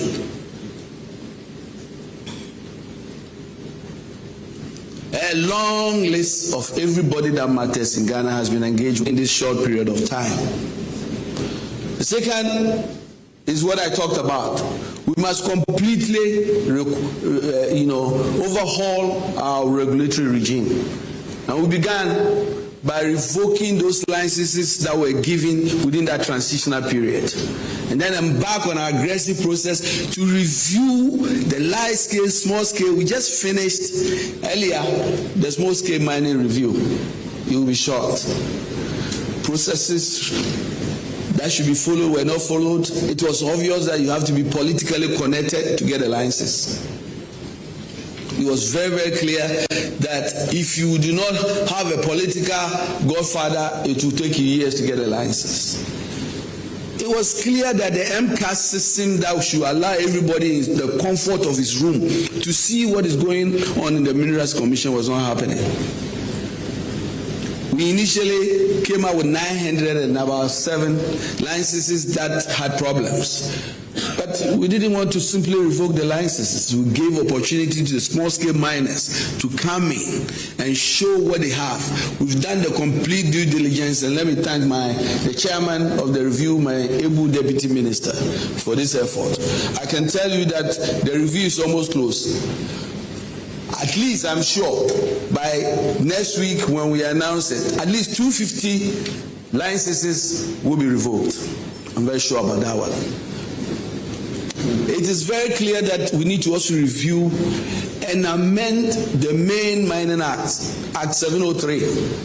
A lot of provisions there must be tweaked and strengthened. Why is it that those in Accra can just decide, because you are my friend, just get a license? You don't even know Elembele.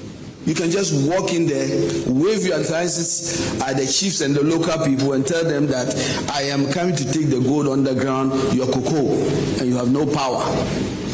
This review includes reforming it and creating, empowering our chiefs and communities in the district areas where the gold is. We are going to form district mining committees to make sure that the recommendation for licenses will first and foremost come from the district, the owners of the resource. We are also going to create avenues for not only medium scale, but small scale, but medium scale. What has happened? Small scale mining is 25 acres So I go through all this hustle and I get 25 acres. When I finish mining it, I have to go through this lengthy, crazy program. Now I'm going to Accra again. All I have to do is just continue the illegality. How do we create the opportunity for those who have done the right thing to be given medium scale and large scale? As the president has announced, we have been, as Ghanaians, at the back of the bus. We've been in the middle in the mining industry for over 100 years. We think that Ghanaians have reached the point where they can have the commanding heights of the mining sector, as Nkrumah will describe. And when you see the president making the case that when we give you a 30-year mining lease, it is not automatic, that is going to just be given, and that we are going to now move in that direction to empower Ghanaians. This is what the president meant. And so we are doing a lot. I'm very happy to tell you that within this 9 months, we've visited every region, we've met every House of Chiefs, we've met the National House of Chiefs. We are almost 90% complete with the reform of the law and the policy, and I believe next year all these amendments will be in place. This is how much we have been working. On regulations, as I've described, we have audited, and I think I've made all these points already. The other important aspect of this fight is, as we are doing the regulations, we need to strengthen enforcement, because it's very clear that it was free for all. Everybody was digging everywhere that there was no tomorrow. And so those recalcitrant people must be dealt with. And so at this point, where it became a free-for-all, everybody was forming a task force. Thanks to the coordination and cooperation of the Minister of Interior and the Defense, and I'll talk a bit about it when we get to some point. We have jointly have a coordinated force and established what we call the National Anti-Illegal Mining Operation. Yes, I have the power to do it. But the president acts on the authority, not only on the authority, on the advice of the National Security Council. And as at now, this moment, the National Security Council believes that we can win the fight against Galamsey without a state of emergency.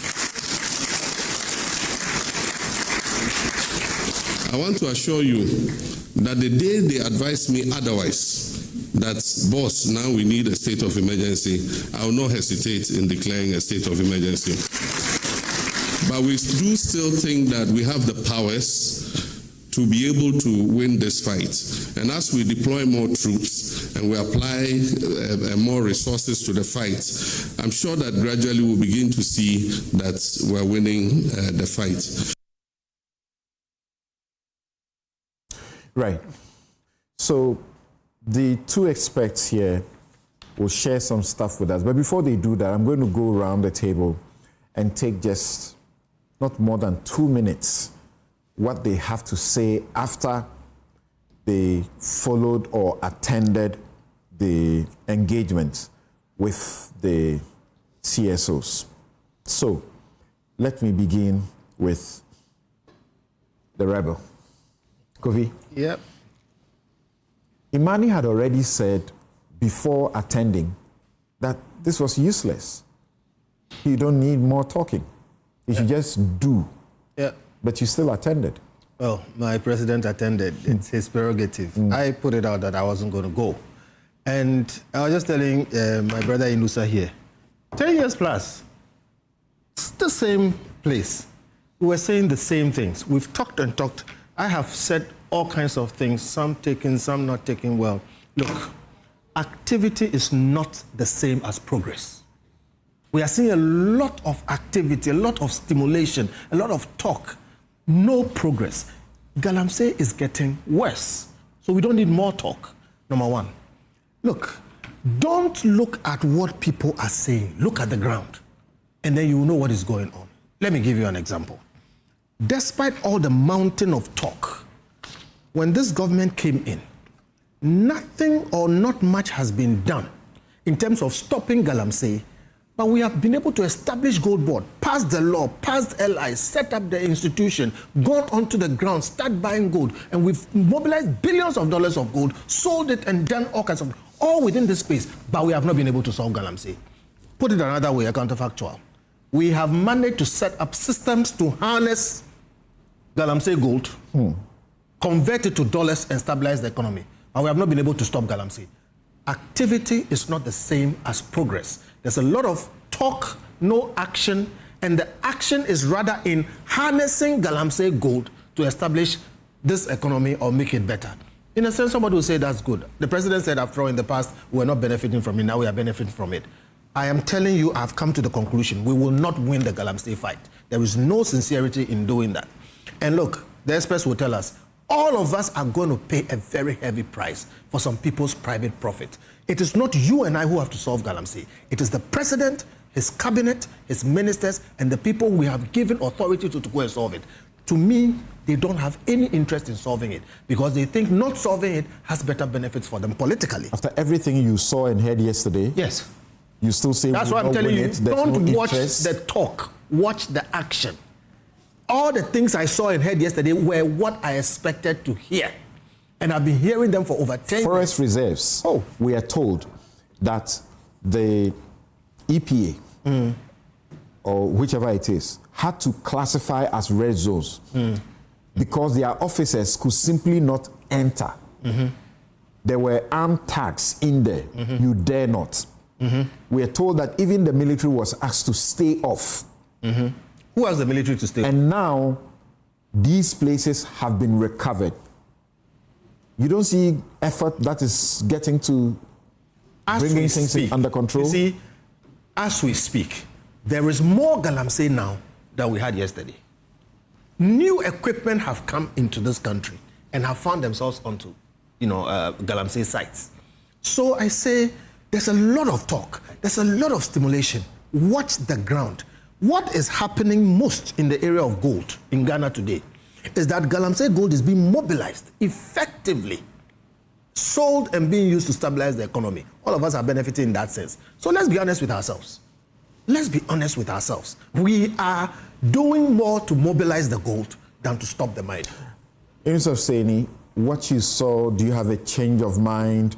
Some of the CSO leaders, you heard them after the encounter, beginning to say, there appears to be a lot of effort, well-intentioned, and if they get the support they need, NIMOS, we'll get somewhere.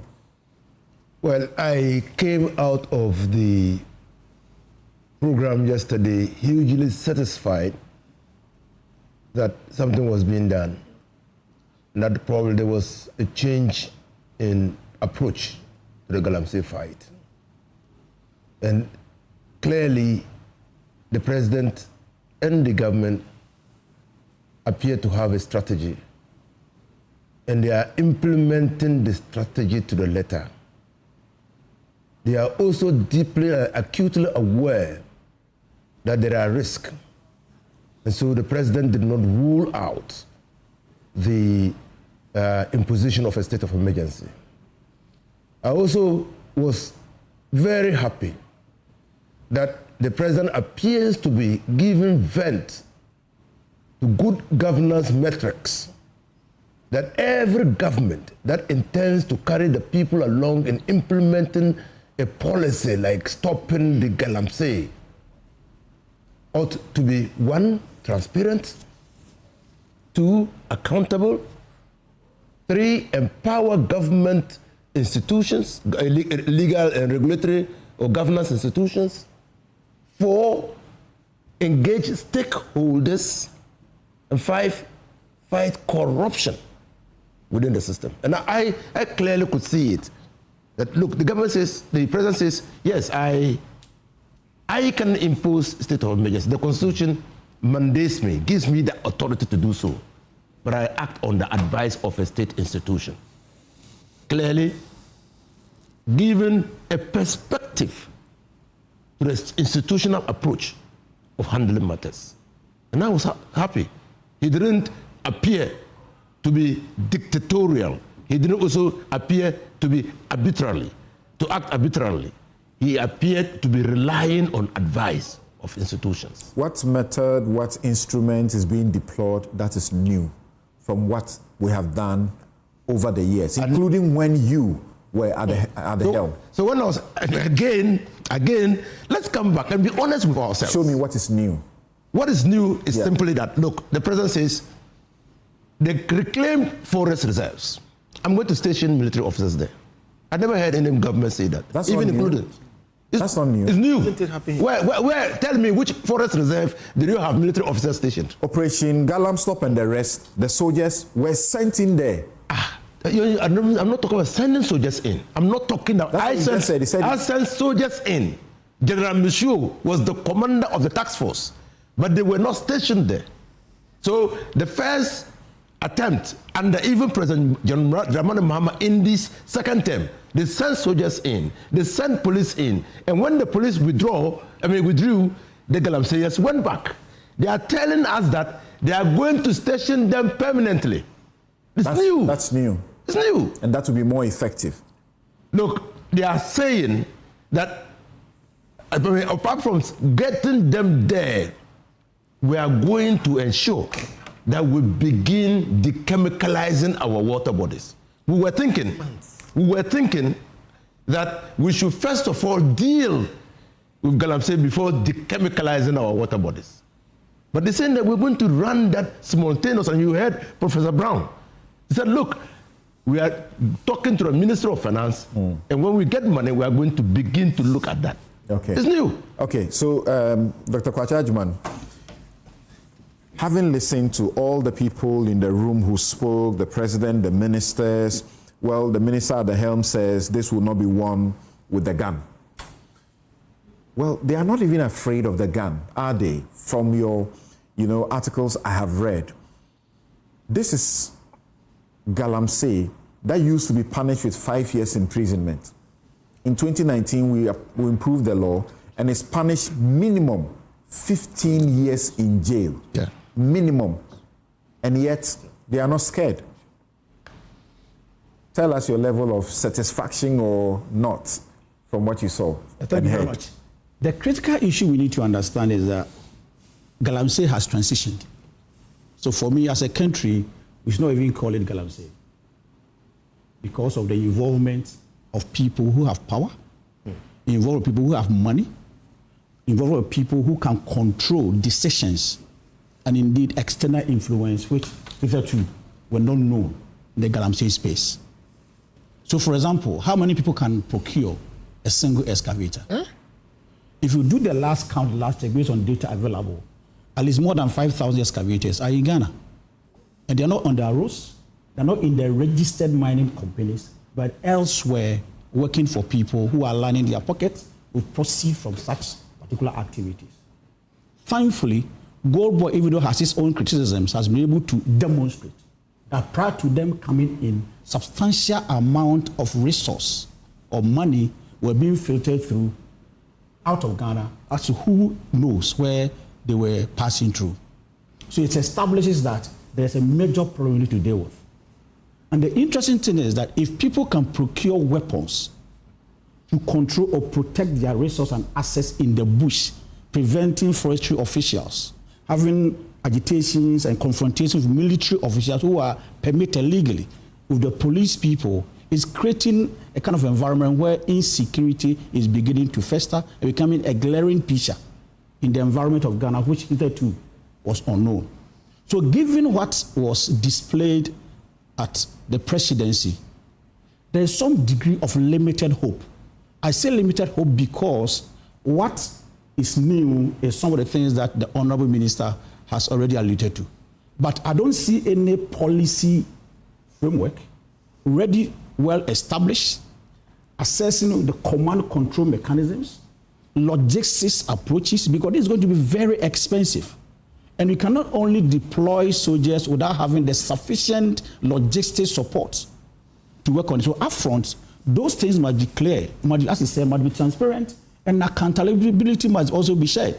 Until we do that, we'll be going around in circles because there's a whole political incident coming up out of illegal mining now, where at any election cycle, either you are in opposition or you are in government, your language will change in a way.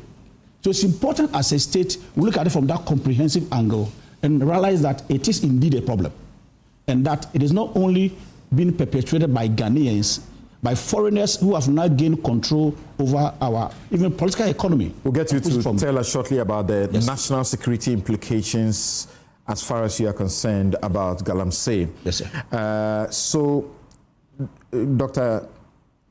Imaka, yes, from where you sit, you heard we actually asked, the president actually asked somebody to do a presentation about the water levels and spoke about the turbidity, and Kenashikbe and so were questioning him that that's not what we are interested in. That's true. And there was another lady doctor who said, look, what you're talking about is not like, it doesn't cut across.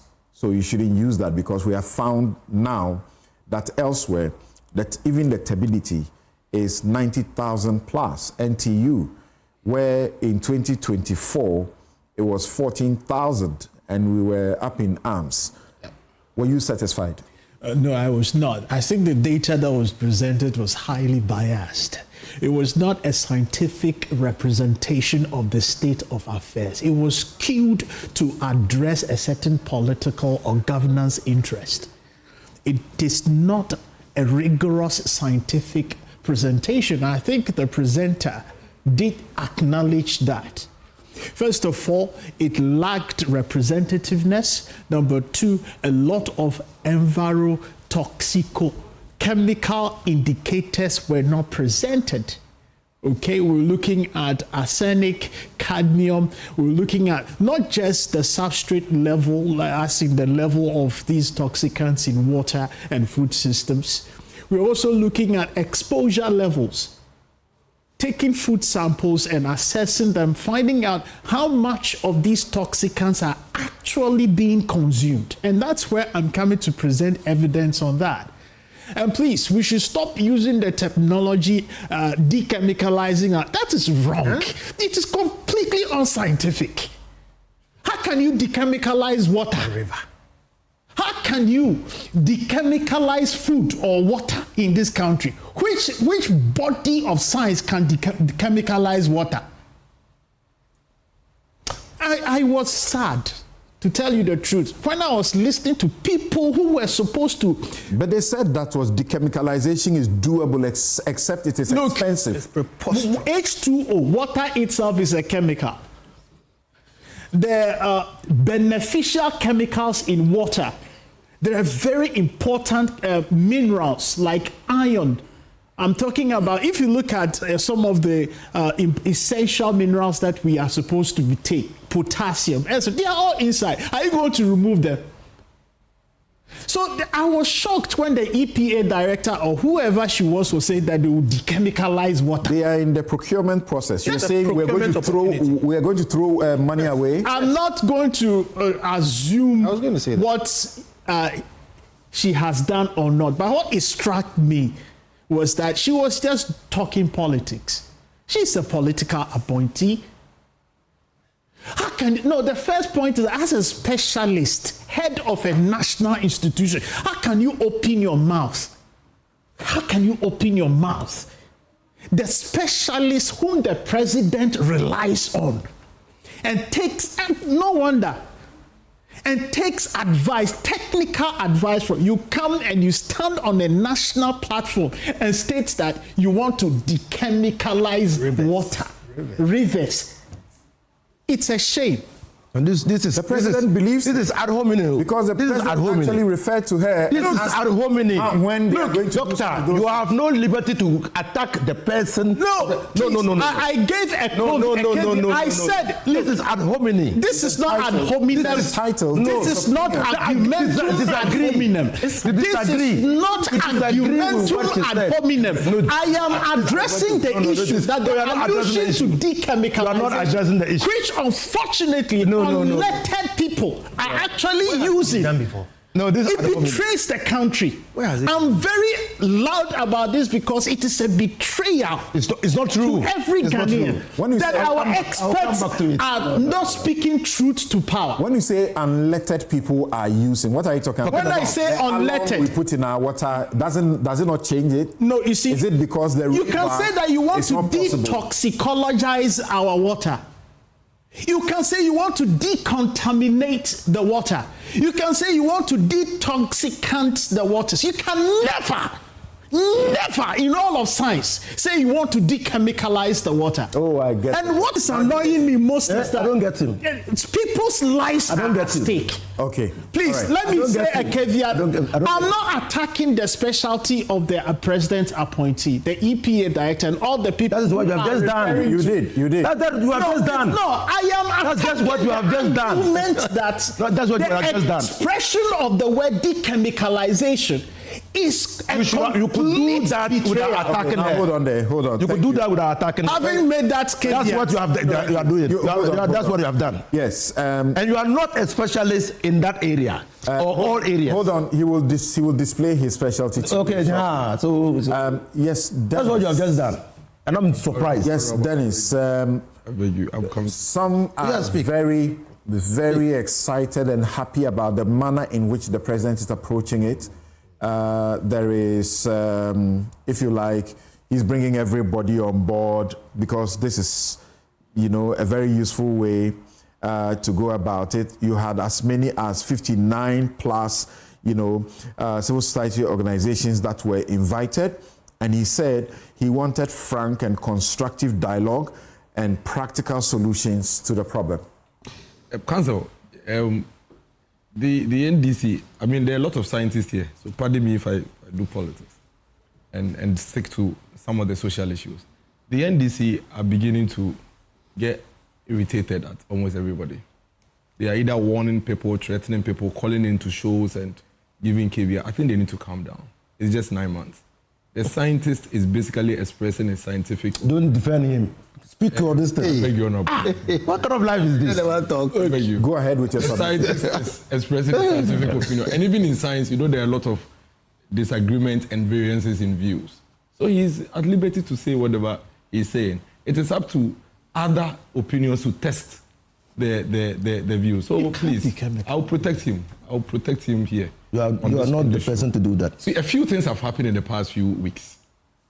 One, the NDC, and I'm glad, are gaslighting the country, which is drawing a lot of independent-minded people into the conversation. For the past few weeks, we've come to accept, all of us generally, finally, that indeed, Galamsey, as we have it today, is an age-long matter. That's how they describe it now. They've stopped describing it as 8-year-old. The president, fortunately, yesterday, never used in the past 8 years. So now I think it's a lot of progress, and I applaud everybody that has been involved in the conversation in the past. There's been some agreement to that it's an age long. They are what has changed and worsened the situation? Is the kind of machinery. And we are told in 2023, 2024, excavator import was free for all. As much as this 6 billion worth of excavator import we saw in the country. Today we are getting 200 excavators on daily basis into Ghana, check at the port. 200 every day. 200 excavators a day in Ghana, I'm telling you, at the port. The last time, the port got so congested that they had to decongest it and move excavators at night. But please don't digress. When I finish there, you can ask me the questions. That is the first way. Number two, I think the past week we've also all come to agree that Galamsey, as we have it, was not going to end simply because Nana Dankwa Akufo-Addo an MPP out of office. That impression was created for a very long time, that Akufo-Addo himself was mining behind his house in Achim. And immediately you vote him out of office. You have cabinet ministers who actually said it. You vote him out of office, Galamsey will end. Now, the other very important point we all need to agree to is that the NDC and the government as we have today are finally coming to the realization that Galamsey is worsened. The last time when the president met the media and the government communications minister was speaking, he actually had the energy to tell the entire country that if you think Galamsey has worsened, provide evidence. I was shocked.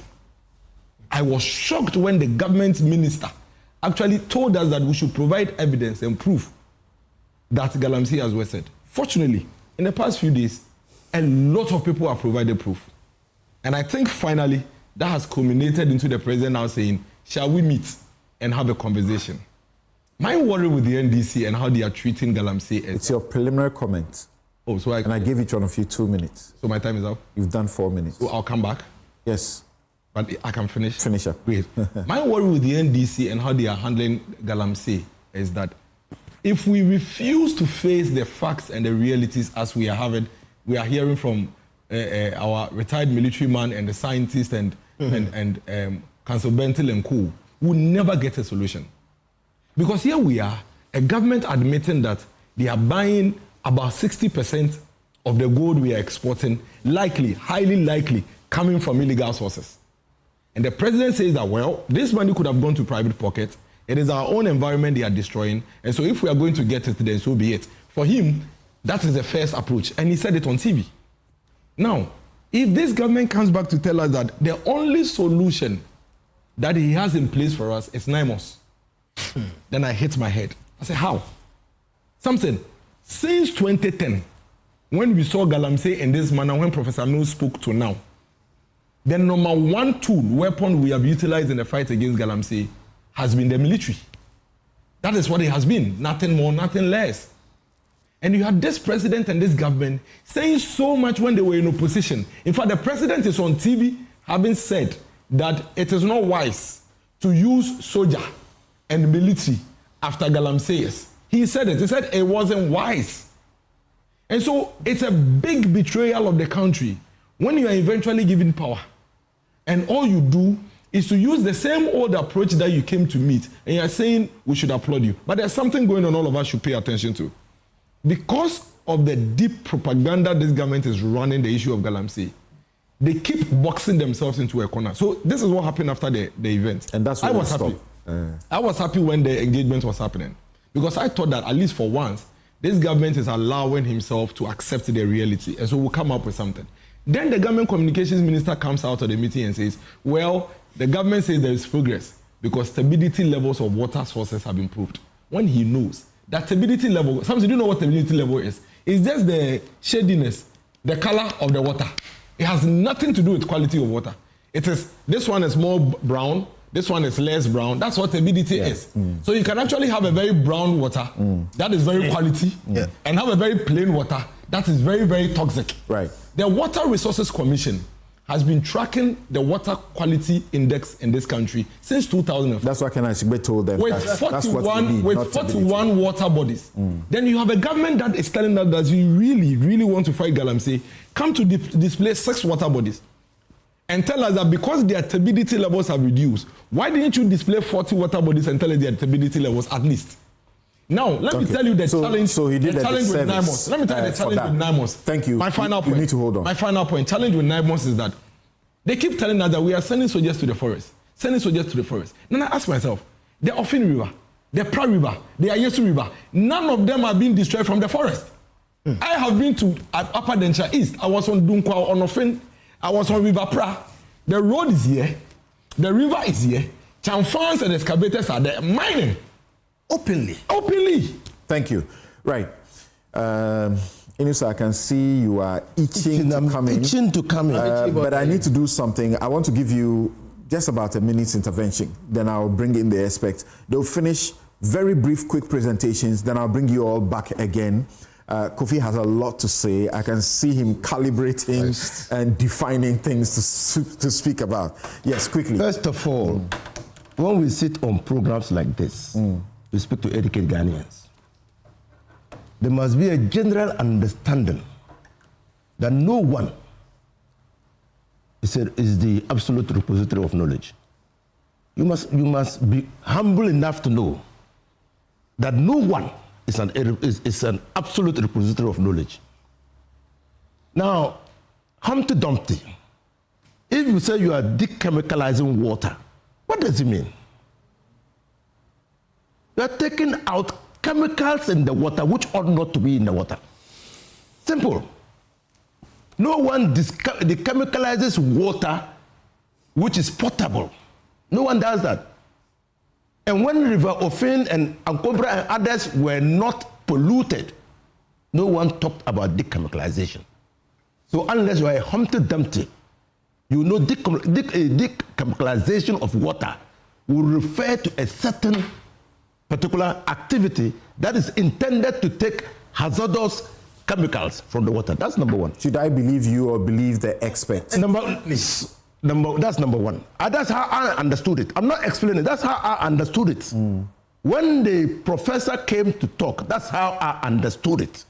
And he was communicating for us to understand.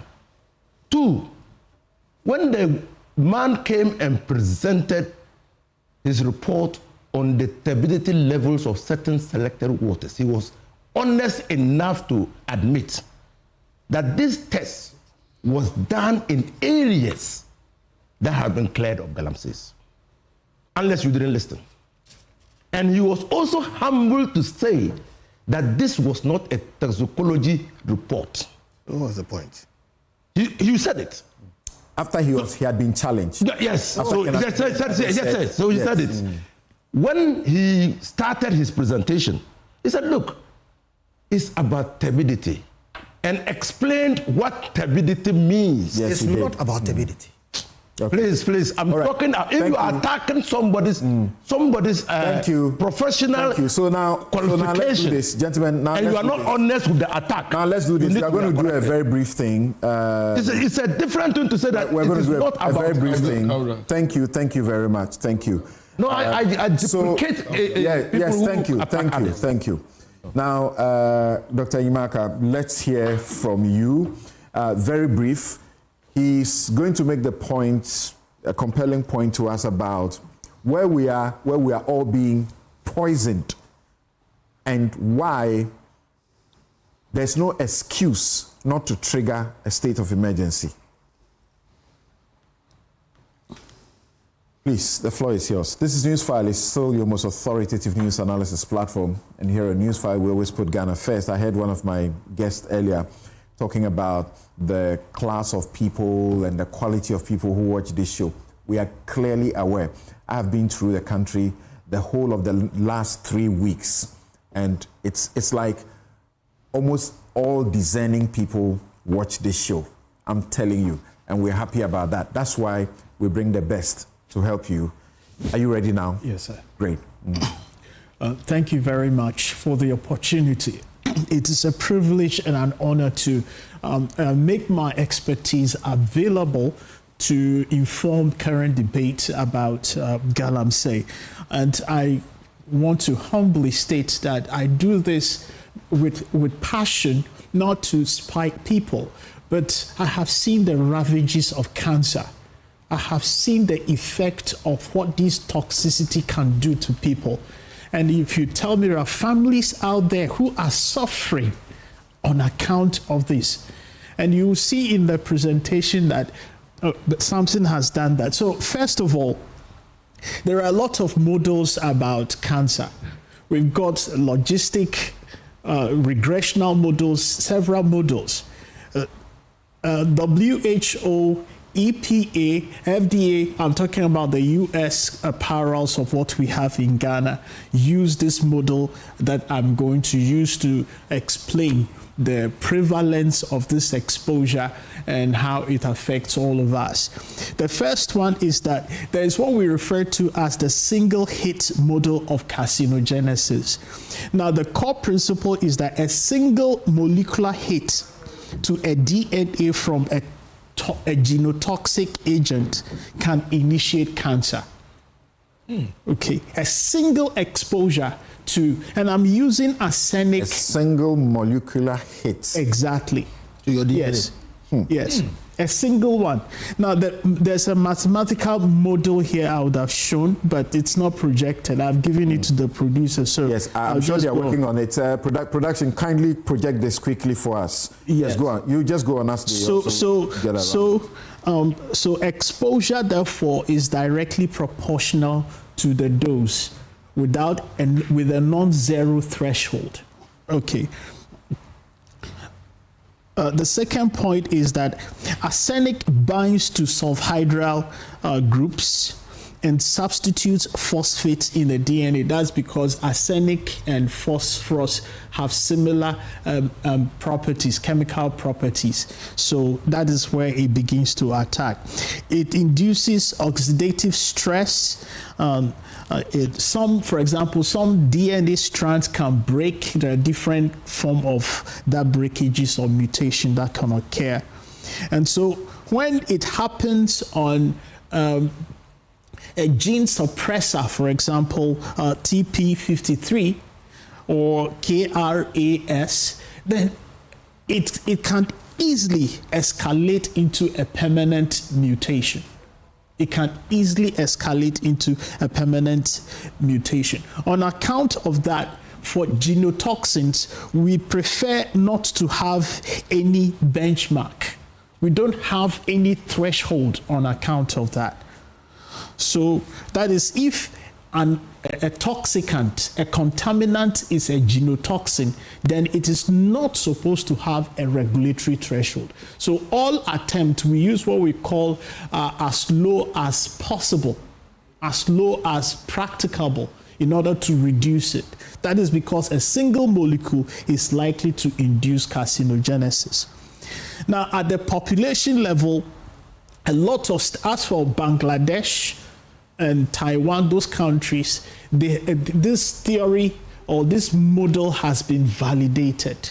And so we refer to it as the linear risk because exposure to the toxicant is linear. The more you are exposed to it, the higher the mutagenicity or the incidence of cancer is likely to occur.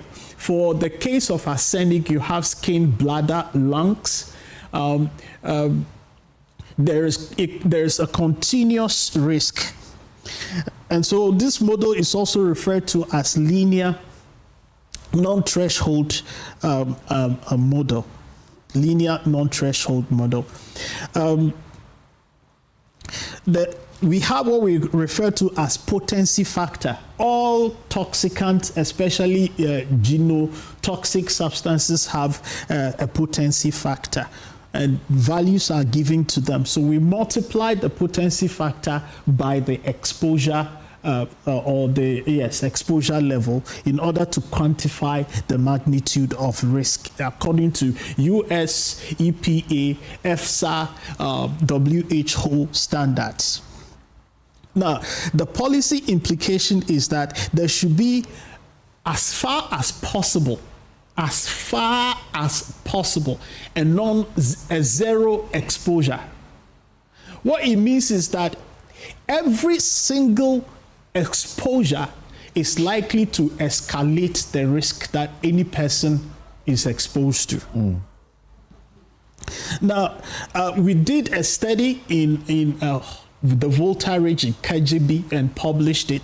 And we had some interesting, I use this as an example because it is supposed from the listening I have done that in the Volta region, there is no Galamsey. Right. So we went to the place and picked up some baby food samples. And Charlie, look at what we are seeing. In Volta. Okay, in the Volta region, KGB, we picked, I don't want to mention the brand name so that we will destroy people's business. That's not what I'm here to do. I'm here to inform the debate. And the argument here is that, look, you may not be in a Galamsey zone, but the food supply chain runs throughout the whole country. So if you are in Accra, you source your food from a Galamsey area because we don't do intensive agriculture, so to speak. You refer to KGB in the Uti region? Yeah, okay. Yes. We don't, the food, we have the pockets where Galamsey is hotspotted are the very pockets that we have high agricultural productivity. So we have our wholesalers and bulkers going to these rural areas to bring food for those of us in the urban centers to eat. And that is where you are not spared. If you are in Accra, you are in Kumasi, or you are in any urban center, and you are eating and drinking water, you are putting yourself at risk, because Galamsey goes into the food and then it is brought to the cities for you to eat. So we found quite significant. Well, already they can't treat our water. Exactly. Okay, you go. When it comes to the water systems, in fact, I have pictures of, I'm in Winneba. Every single day, senior members, community members are all drinking brown water consistently. Today, yesterday, every day. And you see, the rich people can afford to dig their own wells, get their own, your friends say, solar energy, and do their own process plants in their house. You and I cannot do that. We have one Ghana, and they can afford to buy bottled water, Avian, etc. But we can't afford to do that.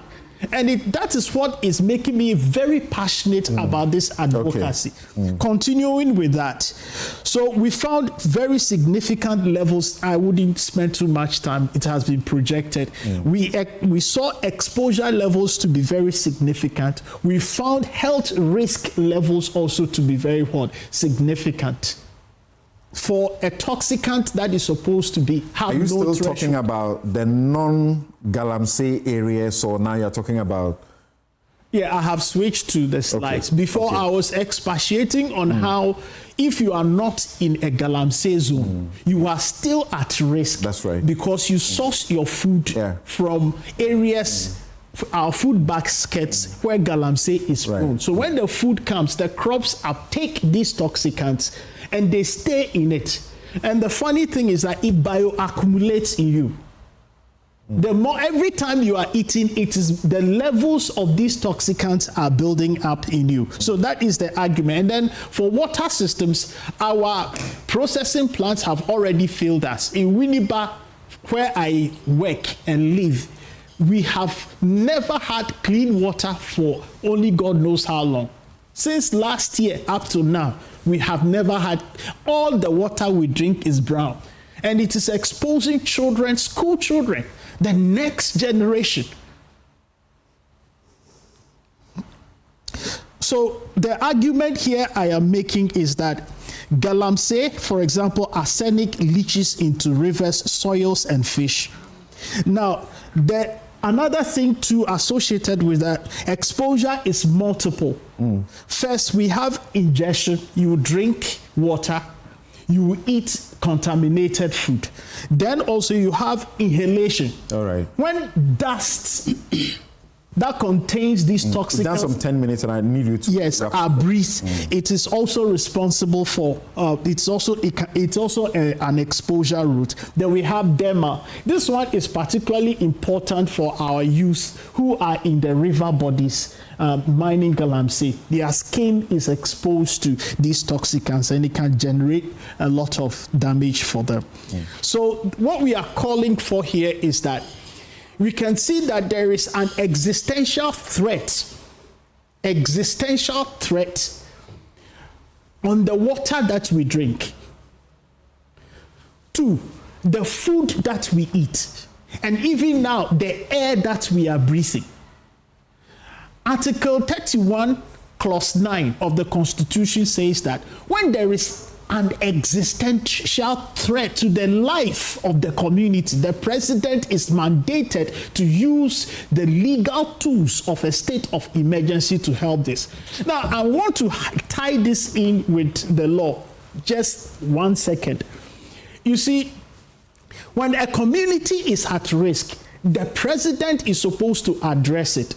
But when the operations of Galamsey involve armed operators, and a lot of Operation Hit, Operation Vanguard, all kinds of operations have come and gone. Now, the reason why a state of emergency is invoked, Samson, is that it gives the president the powers to be efficient whilst protecting human rights. Okay. But if, for example, this campaign that is being rolled out, very soon you will see human rights infringements will come to the fore. That is because the current operations that has been deployed by the Minister of Interior, it operates under the normal tools of governance that the Constitution has given. So it is easy to trigger human rights infringements, and when people bring it against you, they will succeed. So the framers of the Constitution foresaw this. That when, and you see, the state of emergency as defined by Article 31 does not call for the president to call for a nationwide state of emergency. Look at the hotspot areas. Targeted. Target them. Okay. Thank you. So that, please give me a second. So the advocate, what we are calling for is that a state of emergency will give the president reprieve, the legal environment for the president to first of all halt the activities of these armed racketeers. Okay. Then recovery, livelihood interventions can effectively be deployed. All right. I am happy about the fact that... Thank you, Dr. Ekpo Enyima Aka, food science and technology, food quality management, agriculture, also chemistry, education, project management. I'm just reading some of the stuff that he has accomplished and currently lecturing in this area. And his contention is very clear that Galamsey, by depriving millions of Ghanaians of potable water, safe food and health through widespread heavy metal contamination and carcinogenic risk consistent with the single hit model of carcinogenesis, and by undermining public safety through armed resistance, satisfies the threshold under Article 31(9) of the 1992 Constitution as an existential threat that warrants the urgent declaration of a state of emergency subject to constitutional safeguards to pave the way for successful livelihoods, mitigative and restorative measures. Thank you very much. We'll hear from Major Retired Dr. Ebenezer Kwache Ajiman, who brings in the national security implications. And then I'll bring all my guests back on the table. But because of what Ekpo just spoke about, the International Federation of Women Lawyers, FIDA Ghana, have issued a statement, and they call it an open letter to the president. And they are saying that women are at most risk of the Galamsey Menace. They say the Galamsey Menace is more insidious than COVID-19, the COVID-19 pandemic, during which crisis, safeguards such as quarantines, lockdowns, remote work, school closure, vaccination, and other things were implemented. They say Galamsey may not be contagious, but its long-term effects on health, the environment, and livelihoods are equally destructive. While the impact of Galamsey is nationwide, women bear its heaviest burden. Women who fetch water for households, farm food crops, process and trade in food and fish, or work and sell along agricultural and gold value chains are directly endangered by the toxic chemicals used in small-scale mining. Then they talk about all the evidences that have been shown, including by Professor Sampini, about the adverse effects of the Galamsey on fertility, women's reproductive health, fetal and child cognitive development, mercury and cyanide contamination that threaten not only health, but also the very food security of the nation.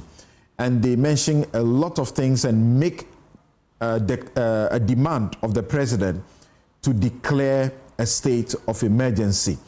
They are asking that the Food and Drugs Authority should take action to identify and warn against or ban and recall and destroy local produce, as well as bottled and sachet water found to be contaminated. What they are suggesting is far-reaching. They are asking the Ministry of Health to also urgently provide clear nationwide guidance on how citizens can protect themselves from exposure to heavy metals in food and water, among other things. And the president of FIDA, Gloria Oforibuedu, signed that. So we'll go to Major Retired, but before we do that, Ekpo, what you said earlier, this is Atabadu. He says that as a management scientist, we know that science follows a structured approach to data collection and analysis to arrive at conclusions. Water is a chemical compound made up of two molecules of hydrogen and one molecule of oxygen.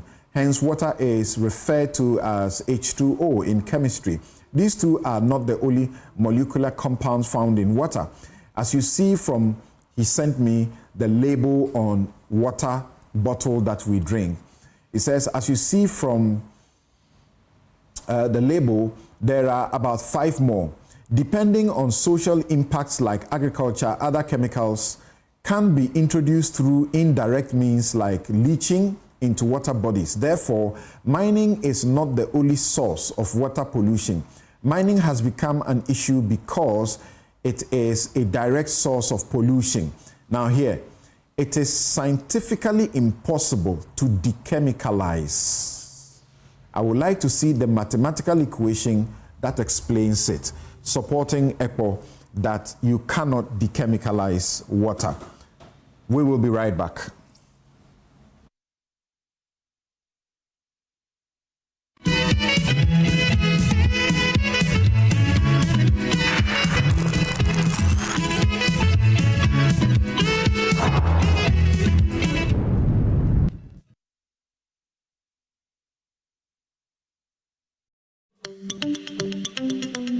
Good business means seeing the possibilities and maximizing opportunities. Making sure you have a responsive support system backs your business goals. A partner that gives you a stable platform with reliable connectivity and seamless solutions, and better understands the tools required to take you to the next level. With so many moving parts in running a business, we do our best to provide you with some stability. The only kind of stability you can find with MTN Business Broadband, the fastest and most reliable internet provider in Ghana, making sure you stay ahead and stay connected, because we understand what makes your business tick. Sign up today on broadband.mtn.com.gh or call or WhatsApp 0244 308 111. MTN. Ghana, the wait is over. The grand finale of the Energy Commission Senior High School's Renewable Energy Challenge is here. Watch as 6 outstanding schools, Presbyterian Boys SHS Presekli Gon, Adidome Senior High School, Ahantaman Girls Senior High School, Ola Girls Secondary School Kenyase, Damongo Senior High School, and Dabopa Technical Institute compete for the ultimate title of Ghana's Clean Energy Champion. Join us on Tuesday, 7th October 2025 at the Accra International Conference Center at 10 a.m. Who will rise to the top? Catch the thrilling finals live on JoyNews at 10 a.m. prompt. The Senior High School Renewable Energy Challenge is powered by the Energy Commission and the Ministry of Energy and Green Transition in partnership with the Ghana Education Service and the Ghana TVET Service, and with support from GIZ, Ashes University, Volta River Authority, Greenfield Ambassadors, Star Oil, and the PURC. Media partner JoyNews. October welcomes you to the EcoBank JoyNews Habitat Fair 2025 at the Accra International Conference Center from 8 a.m. to 8 p.m. each day. It's time to turn your home ownership dreams into a lived reality. Whether you're breaking ground, building up, or simply finishing your space, EcoBank JoyNews Habitat Fair is designed with you in mind. The EcoBank JoyNews Habitat Fair is powered by EcoBank. the Pan-African Bank. And brought to you by Drive EVGH, drive into a sustainable future. And supported by Virtual Security Africa, security for all, safety and home solutions. You think of a door? We have it. Superlock Technologies Limited. You deserve the best. DPS Pipes, connecting you to life. Elegant Homes and General Construction Limited, where quality meets value. Gold Key Properties, transforming the landscape. Ayuda, Ghana's #1 services app. Bako, services Bebre. Special Gardens, memorable living. DBS Industries Limited. We truly are your roof experts. Door masters, the best indoors. Lash Fortune Limited, unleashing luxury with perfection, one space at a time. LandlordAfrica.com, bringing the real estate industry to your doorstep. The Builders Market. Bathroom, get it right. Right House Energy Limited. Let's build smarter energy together. Masters in solar installation. Syntex Tank. You're strong, you're tough. Automation Ghana. West Africa's choice for smart solution. Interplast. We make sure water reaches you. Even space. U-Bent Security. Doors, protecting lives and properties. Clifton Homes. Beautiful homes, wise investment. Western Villas, where dreams meet reality. MTN, everywhere you go. EcoBank JoyNews Habitat Fair 2025. Dream it, own it, live it.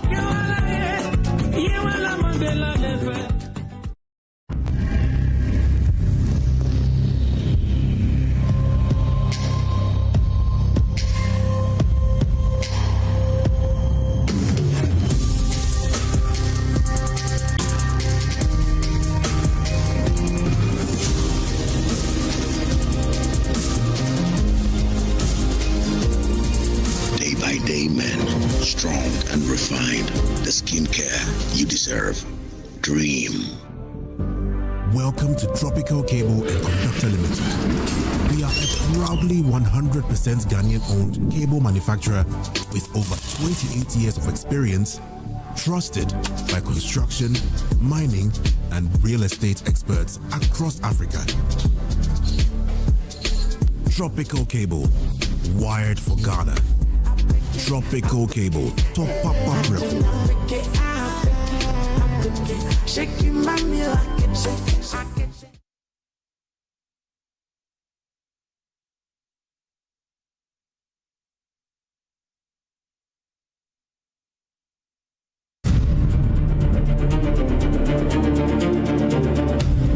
Say Forestry Commission, almost 37 forest reserves have been destroyed. And the first thing is to get them out. Now, we will attach mining safety officers and graduates from the University of Mines and Technology to all small-scale mining companies to ensure that they do the mining in safety and according to the regulations. About repealing the LI. They talk about the state of emergency. They've been in office. And I'm just waiting for that 120 days to come to an end. Mr. President, you must live by your word. You cannot speak poetry in opposition and come and act prose when you are president. Dear Mahama, honor the 8. Stop Galamsey. We believe that there's some political will that you demonstrated. The minister's working. But the elephant in the room was not mentioned. You heard the Attorney General talk only about Akontamai. The Attorney General has referred some politically exposed persons to the Iyoko. We've not heard anything about that. There are some politically exposed persons that we, the Ghana Coalition Against Galamsey, have petitioned you about. We've not heard anything about that. There are some chiefs that are complicit in it. So let me read just a short bit of what our ask is. Our ask is that given the unprecedented crisis, and the fact that our demands are clear, we ask you, His Excellency, to clearly tell us in granular definition, your granular definition of success in the fight against Galamsey. Also share with us very definitive roadmap that would include key milestones and timelines and how we're going to get there. We believe that the work that has been done by EPA and all about the level of heavy metals in our water bodies, the turbidity that have gone above 98,000 NTUs, and my brother, the scientist, that report he shared with us, unfortunately, for all of us who are scientists, we know that this is not how you measure water quality.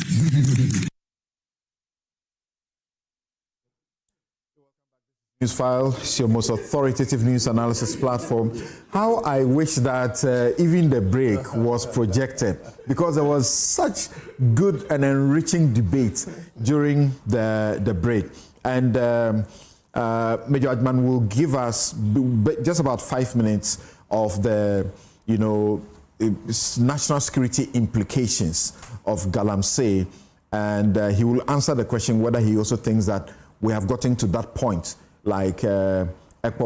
Anyimaka says, for a state of emergency. A friend of mine sends a message that says that water itself is a chemical compound, so dechemicalizing it doesn't quite make sense in a literal way. Okay, well, the EPA boss, Professor Brown-Kluche, joins us. Thank you for your time, madam. Thank you for having me. Great. So as we understand, in Ghana, we know that procurement normally brings some problems. You are going to procure what to dechemicalize our water? Thank you, and good morning to your viewers. Yeah, so I think this is in reference to what I said yesterday at the program at the Jubilee House. So I was trying to explain that we are in a process of procuring nanoparticle liquid that we use to clean our water bodies. So what is the problem with procurement, you're asking? We are being told that to say that you are going to dechemicalize the water is scientifically incorrect. So, okay. I said it. We have tested it in the lab. Is it the chemical that is not correct or the chemicalizing the water bodies? I don't understand what is not correct about it. We are in a technology age. I'm a physicist. We have seen nano liquids that we can use to treat our water bodies or treat water in general. So this liquid separates water from every other thing, which means that it will separate water from heavy metal that we are battling with. It will separate water from bacteria. It will separate water from microbes, every other thing. We have only water left, and that is what we want to have in the country. So with the polluted water bodies that we have, once we have this nano liquid, we apply them in the water bodies, and then we have our water clean, safe, and back for use for the citizens of Ghana. I don't know what is not possible or what is scientifically incorrect about this. It's simple. We just spray the liquid in the water bodies. We get our water back to its normal state. Okay. Prof, listening to Dr. Anyimaka, did you hear her? Are you okay with the explanation now? Thank you very much, Prof. I have respect for your pedigree as an intellectual. However, I take issue with the expression to dechemicalize water. I don't know which authority you will want to cite as having to use the expression dechemicalization of water. Thank you. Did you hear that? Yeah, I heard it. So the issue is the phrase or the process. So if we take dechemicalize, we are talking about the fact that we have heavy metals, which are chemicals in our water body. And please, let's get our back corruption. That is what I. Okay. Beyond that, Kofi Bentel has a question for you. I did geography, so I don't claim to be an expert, but I just know a little. I know that rivers flow, and in rainy seasons, they carry particles in solution. So the minerals and etc. are in, and they flow into the sea. The places where water is treated are water and sewage plants and all those other places. I don't know how a river that is flowing can be, one, decemicalized, and two, how your nanoparticles arrangement thing can deal with the arsenic and mercury and other such things that are in the river. I however, know that if the mining is stopped, the river will flow and renew itself in 5 years. It's true. Now, putting whatever in that flowing river does not, in the sense of what you're saying, decemicalize it or even detoxify it. And when the meeting was held, I heard that they were discussing turbidity. I know turbidity is a benign subset of toxicity. Toxicity in water is a very broad concept. You can have very clear water that is not turbid, but is toxic. So I don't know why you elect to take out all the issues of toxicity, but you discuss turbidity alone. You can have water that is brown, but it is clean. And a simple filtration through a sun filter will make it sufficiently clean and potable.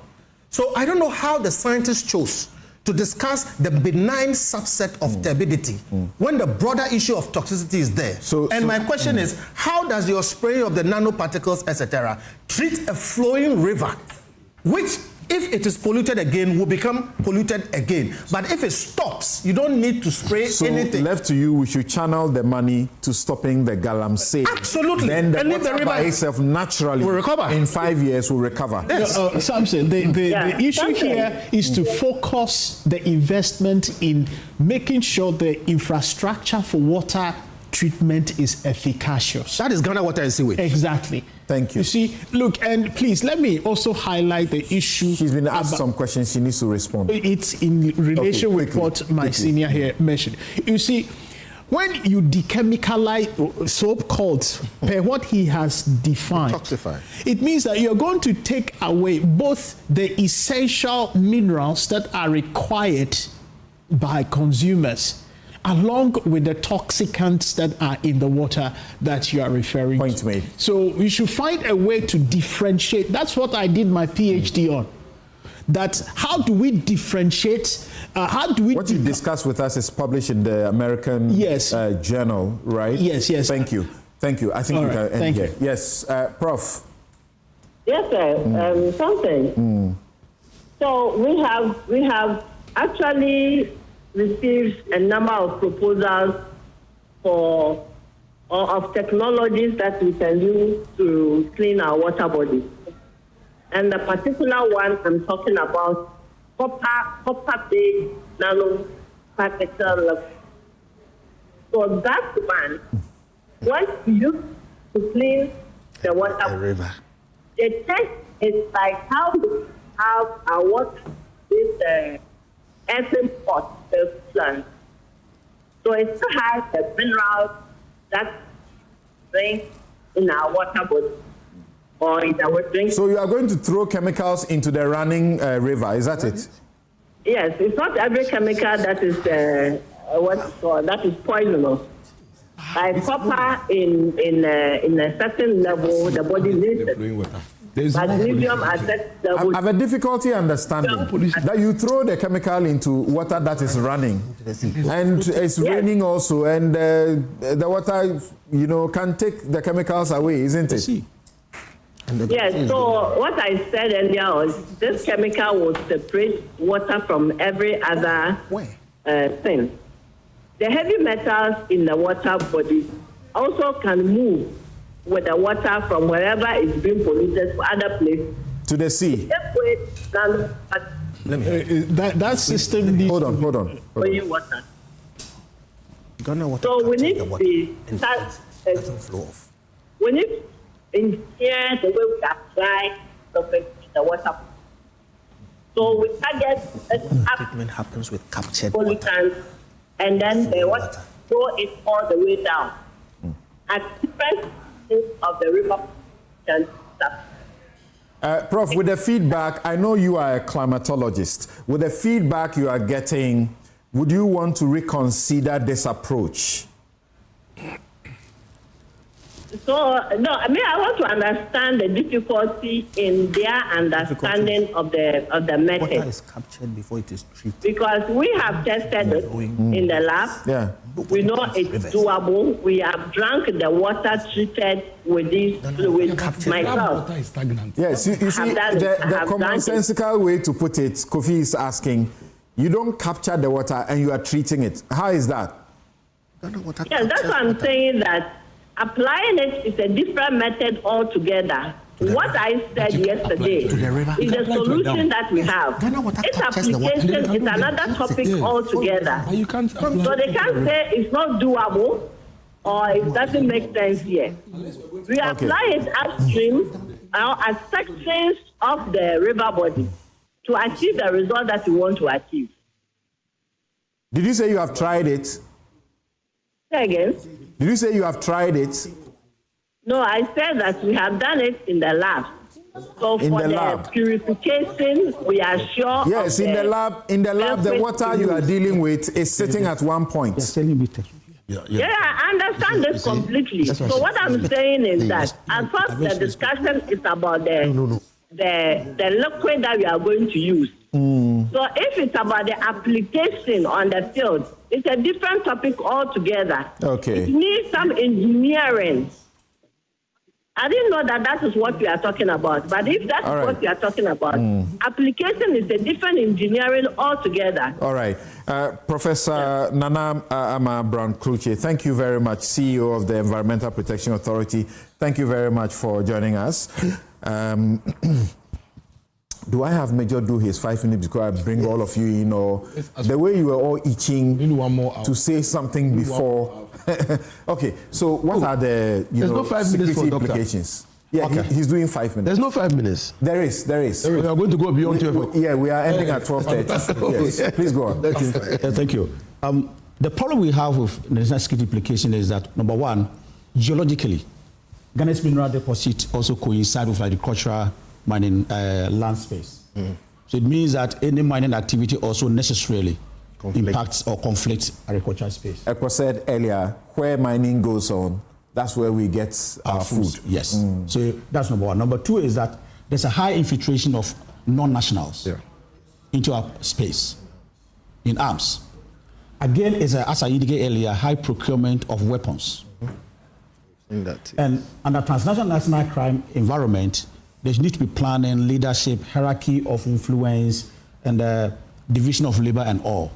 And given our experience in the field, we can talk about 15 or 16 parameters, which makes this issue very, very serious. Number one is that there's a minimal high use of machinery, and that's we've established that.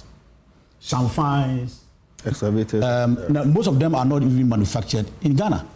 So how are they coming in? We need to look at that. Number two is that they are not adhering to any statutory regulatory authority.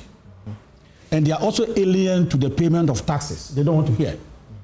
There's a high connivance or blessing of responsible officials, including people in the political space.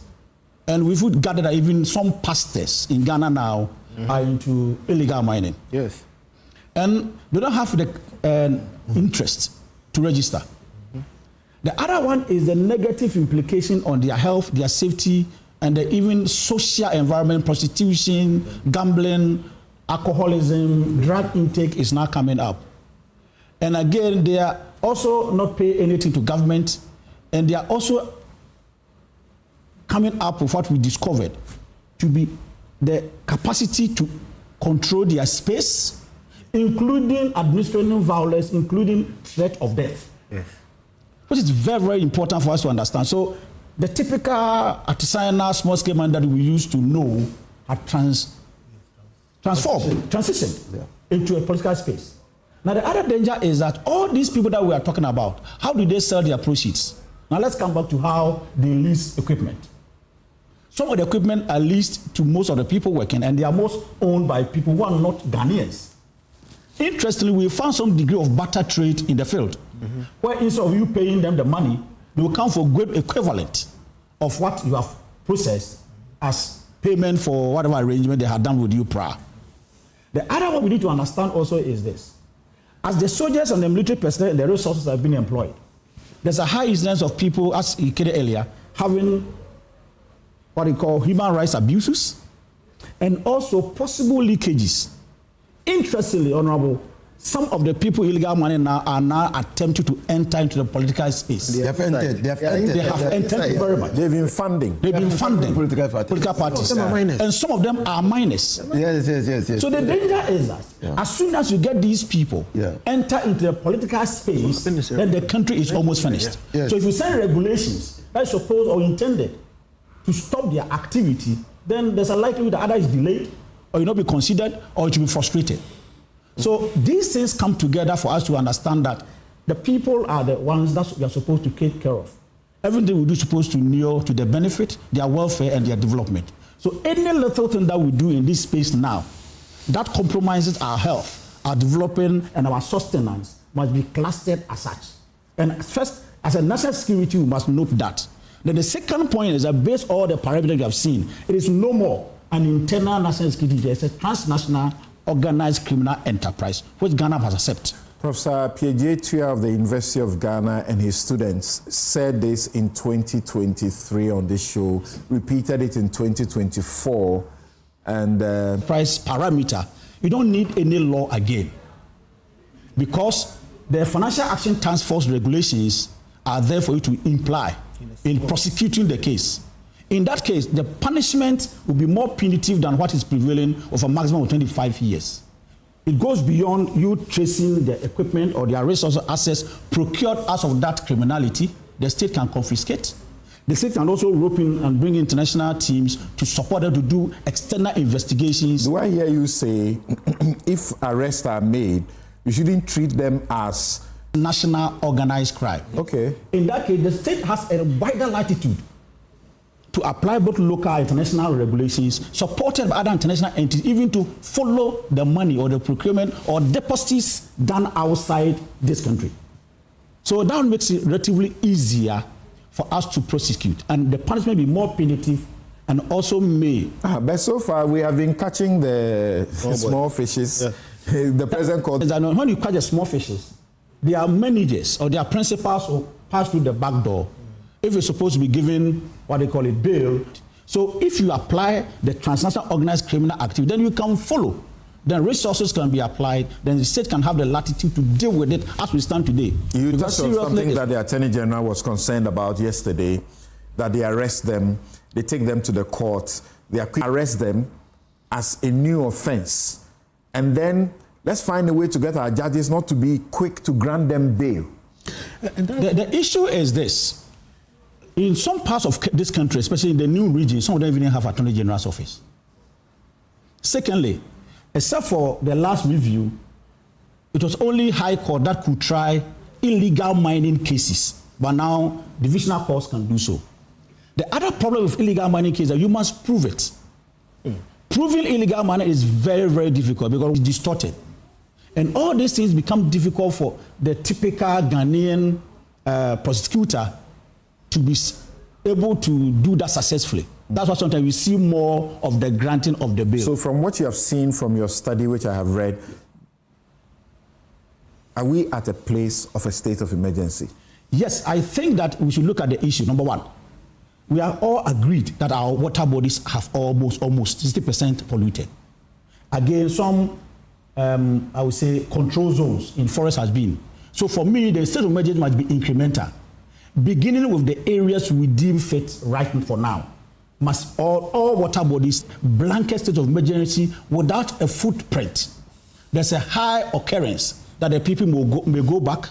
So given our resources, given the personnel strength and the facilities available to us, water bodies and protected zones must be declared. Thank you. So we can push from there. Kofi, the kind of pronouncements we are getting out of the experts, because I think national security should be speaking to the experts, and then the experts should be advising, and then we know where to go.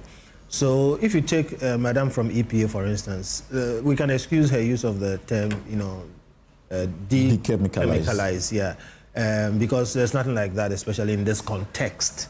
And Ken Ashigbe also mentioned that, and if Madam says that something has worked in a lab, I can say with my BA in geography that it will not work in a river, all right? So there is therefore a problem with the experts and what they are saying.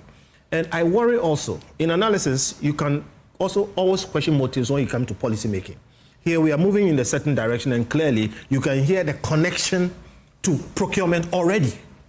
And that is worrying. So as an analyst, I can tell you that, hey, I'm seeing the signs. Somebody is going to convert this problem into a procurement opportunity, and we're going to buy all kinds of things, throw them in the river, and then nothing happens.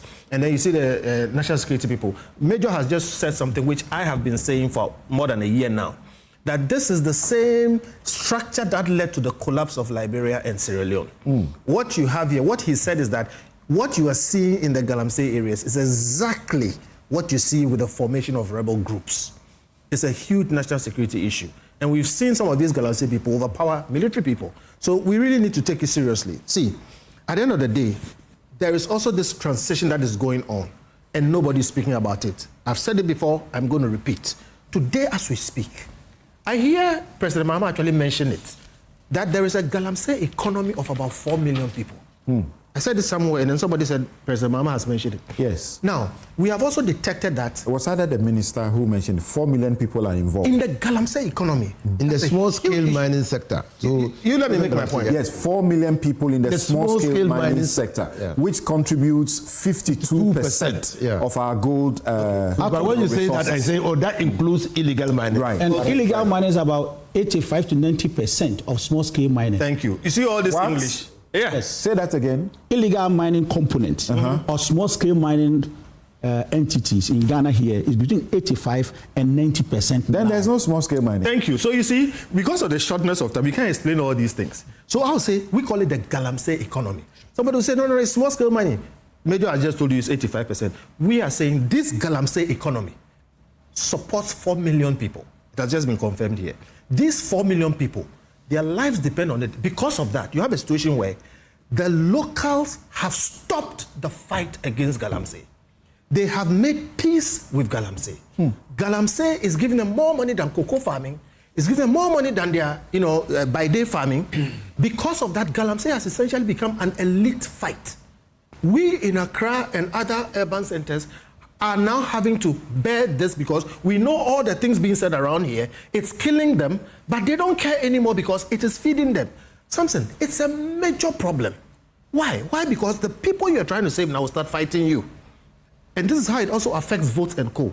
For me, so many things can be spoken about, and I have all the notes here, but I say this is where the problem now is, and we should start thinking very seriously about it. I have said, and I repeat, that the government has been able to do gold, but the government promising the repeal did not do the repeal. We have seen hundreds, if not thousands. Now it will repeal from the 14th of October. Has not done it yet. It will be put in Parliament. And I'm telling you, watch the action and not the talk.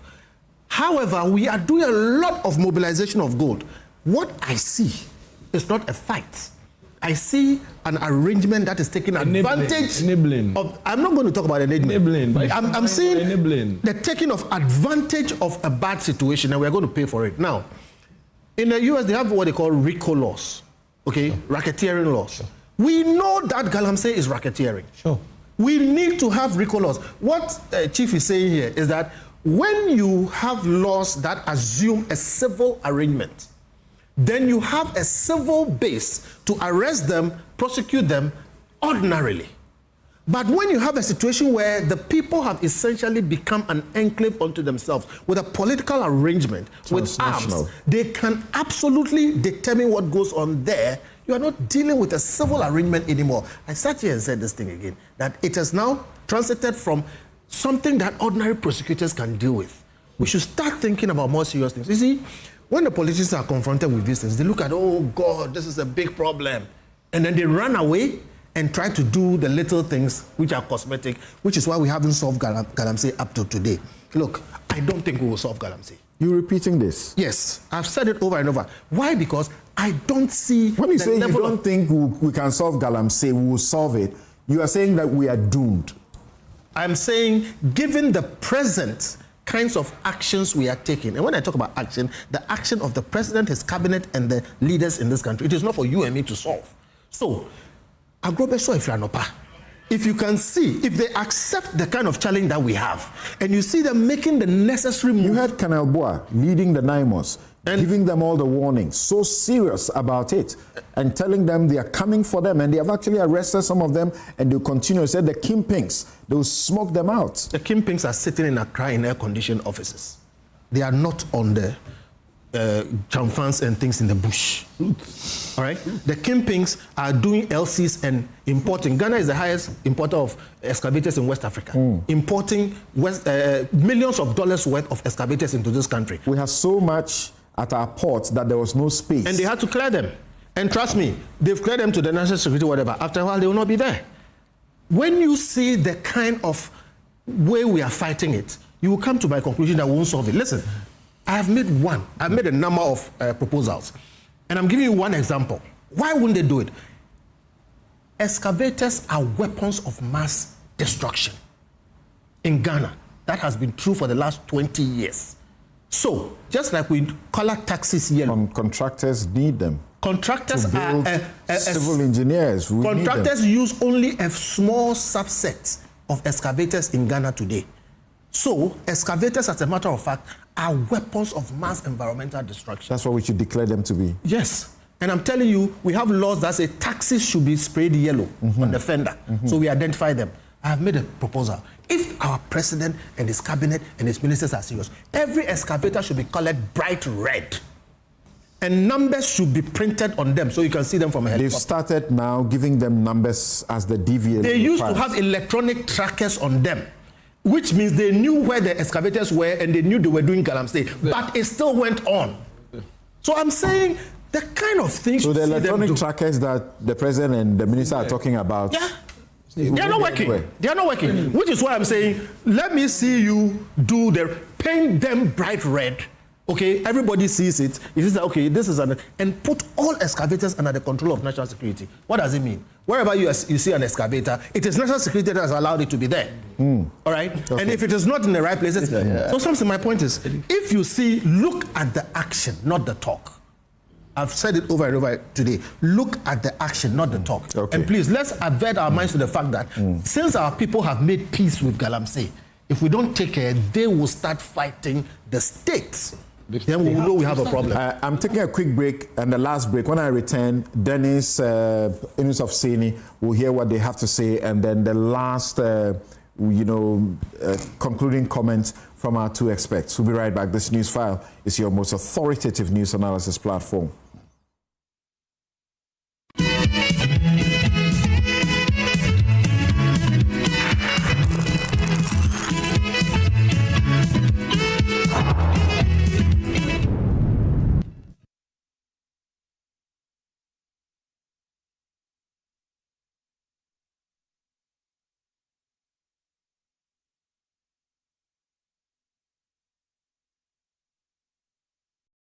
Let's talk hemorrhoids. Hemorrhoids are normal structures located in the anus of all mammals. But it is only man who suffers hemorrhoidal disease because of the erect posture we have assumed and the squatting that we do to empty our bowel. Hemorrhoids consist of a special type of blood vessels which fill with blood when we are moving our bowel and help to cushion the anus against the force of transmitting the stool. Afterwards, they empty their blood, collapse, help seal the anus to maintain continence. Over time, these vessels lose the elasticity of their walls, become dilated, permanently filled with blood, leading to congestion of the hemorrhoids. The symptoms of hemorrhoids are bleeding and prolapse of the hemorrhoids when passing stool, itching and feeling of warmth in the anus and anal discharge. Laser, ligature, and longo are the modern, minimally invasive, most effective and painless methods of treating hemorrhoids today.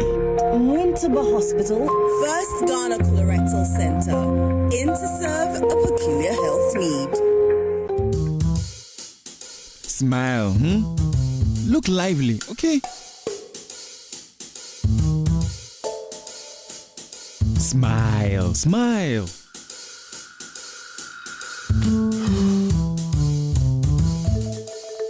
Is the money too small?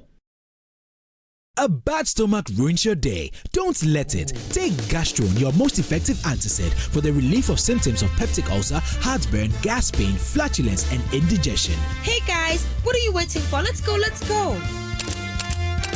Mwah. Can you bring down the smiles more? Gastron, effective relief from stomach discomfort. Manufactured and distributed by NS Chemist Limited. This advertisement has been vetted and approved by the FDA.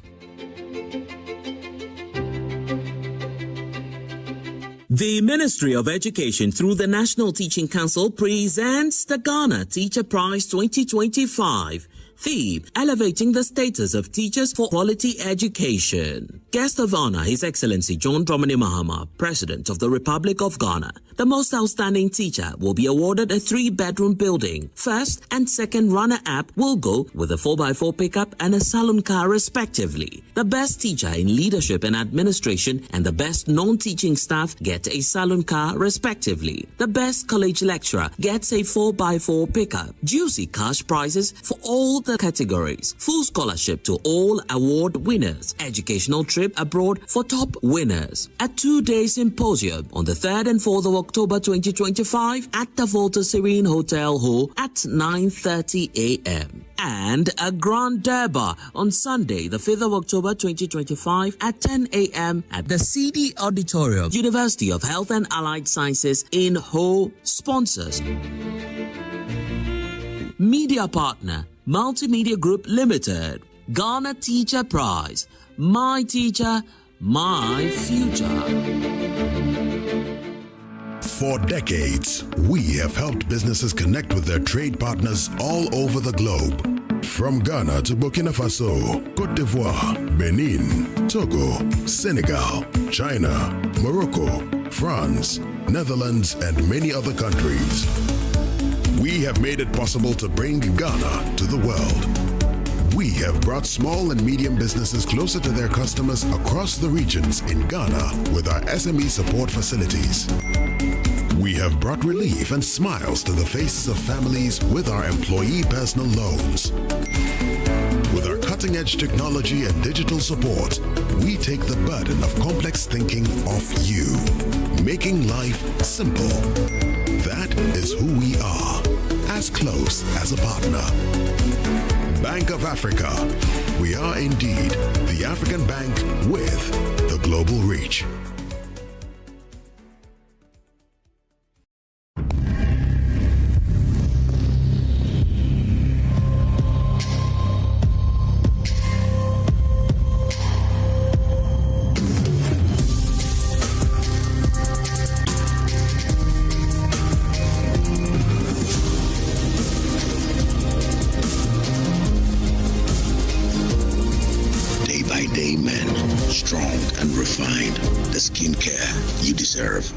Dream. Every dream starts with a prayer, and every prayer ends with a promise. At Blue Financial Services, it is our passion to make you smile, to show you that your smallest deposits can lead to major financial wealth. From the early days, taking that first big step to the days of joyous maturity, we will be with you so that when it is time to dream again and you're ready to invest your hopes and dreams into the future, we will still be here with you. So dream again and trust in Blue Financial Services. Visit our branch today for a better future tomorrow and trust in Blue Financial Services.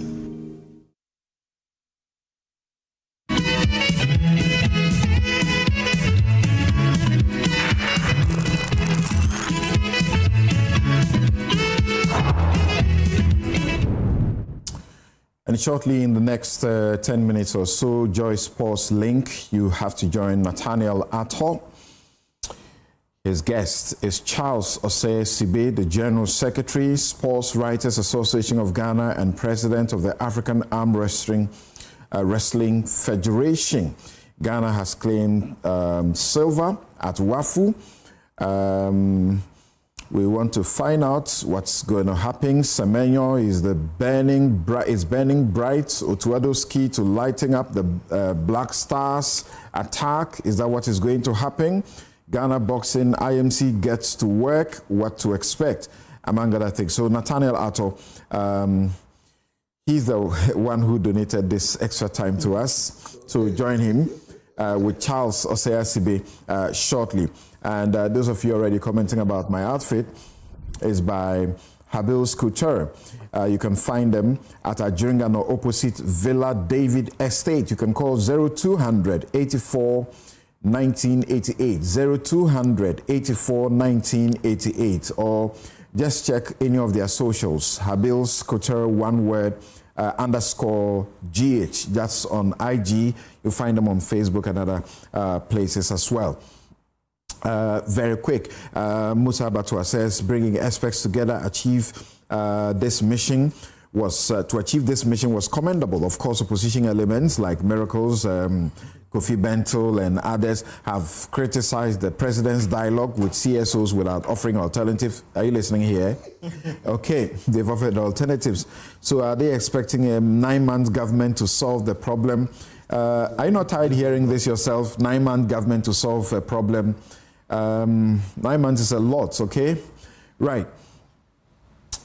We also have, this is Timothy in Nalergo. He says, Mr. President, please, the devastation by Galamsey, stop it now. As a leader who shaped our nation's policies, I urge you to lend your voice to the critical issue. Galamsey threatens our future, our collective action, and collective action is needed. Okay, thank you for that. Suleimana Isifu, who leads a CSO in this direction, says, is there any situation that can be described as a state of emergency more than one that threatens mass diseases and deaths throughout a country? There's no single activity that can put our entire country at risk more than Galamsey. Not declaring a state of emergency simply means that you don't believe the situation is as bad after all, which would be completely false. Galamsey is the worst crime ever committed against Ghana since independence. The only tactic that hasn't been used so far is a state of emergency. Declare it and let's see the outcome. Manche Brew says, Mr. President, the situation with Galamsey in Ghana has reached a critical juncture, posing a significant threat to public health and safety. The alarming levels of toxicity and turbidity in our water bodies, coupled with contamination of our food supply chain by hazardous substances such as lead, mercury, and arsenic, are a ticking time bomb.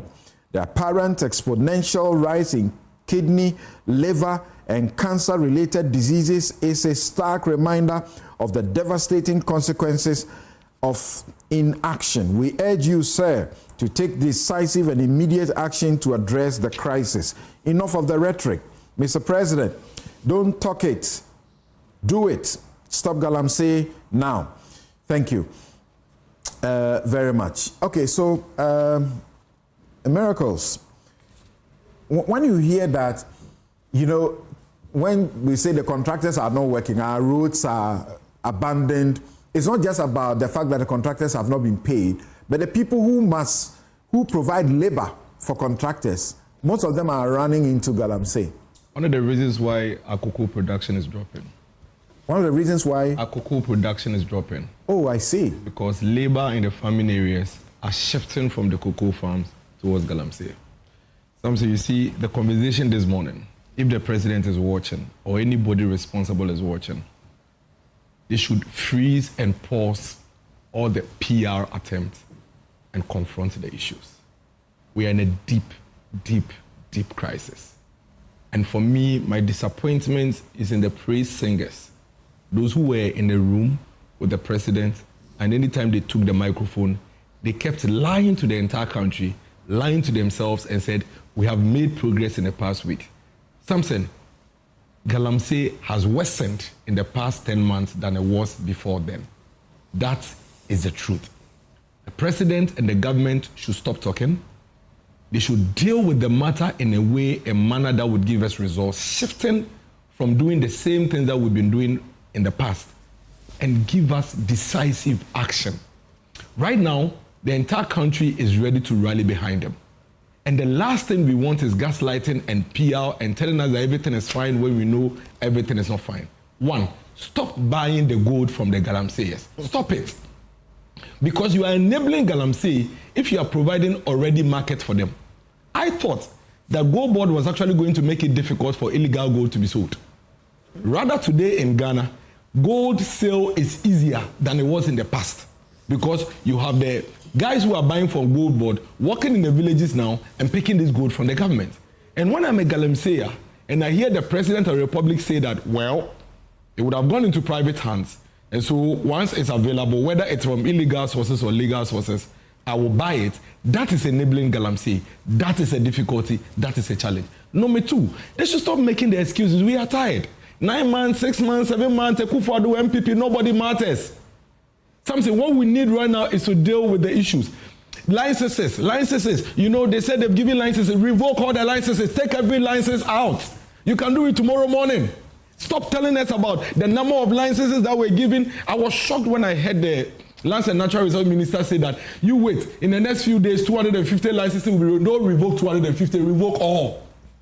Cancel all the licenses. After all, in your social contract, you told us that in 120 days, you will ban all form of mining for a while. But you were dishing out the licenses like confetti. Revoke it. Cancel it. Terminate it. Because you disagree. You think that when I give somebody regulatory authority to go and engage in an activity, that is why the person is engaged in illegality. Revoke it. You see, the NDC have boxed themselves into an angle that is going to come back to bite them. To even create the impression to the entire country that because there is a licenses and regulatory regime, that is why an illegality is festering, is the biggest mistake they are making. Today we are waiting for them. Immediately they revoke the LI. I am looking at they revoking all licenses and cancelling all, not just 250. We are looking forward to seeing Galamsey ending, which is not going to be the case. It is not going to be the case because crime and illegality doesn't go for license before they perpetrate.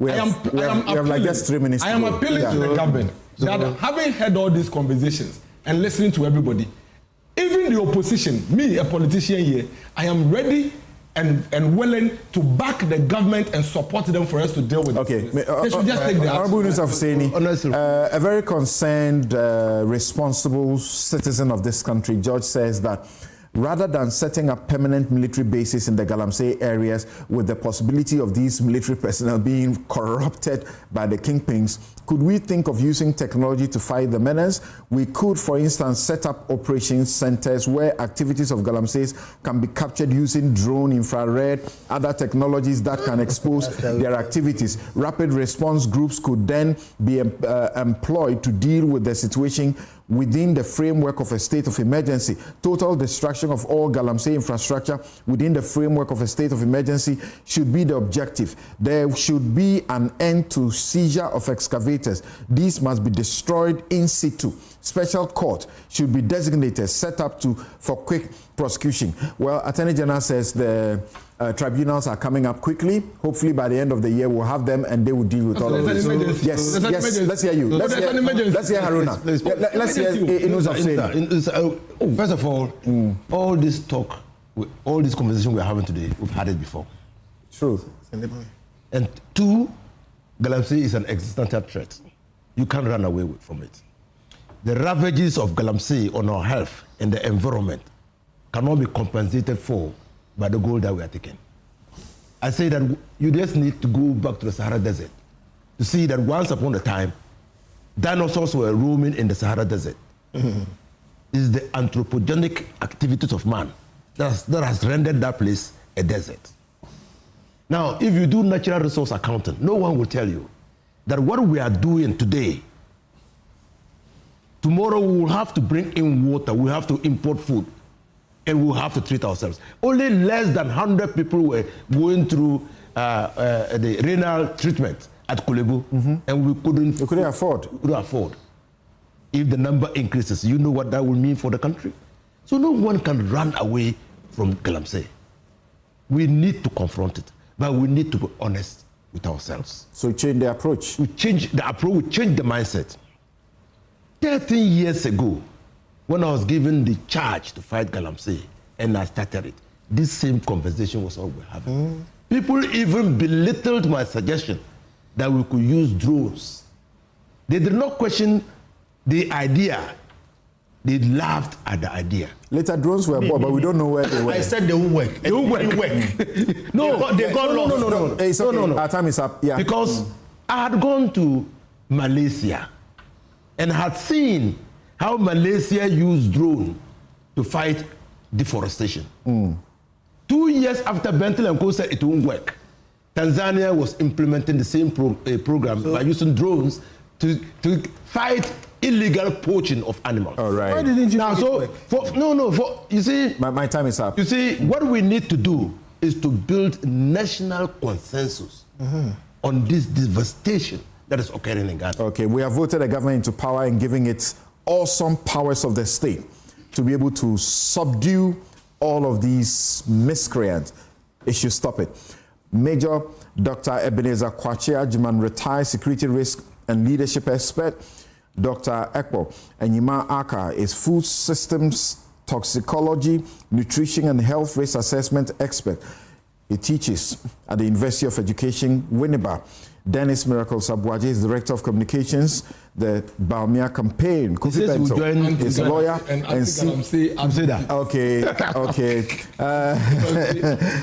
Kofi Bento is a lawyer and Senior Vice President Imani Africa. Inus Husseini is former MP Tamale Central and former Minister for Lands and Natural Resources. Earlier, you heard Kojo Poku, Executive Director, Institute for Energy and Policy Research, and also Bright Simmons, Honorary Vice President, Imani Africa. I'm Samson Ladia Nyanini. Have a good afternoon. Nathaniel Atto is next with your Joy Sports Link.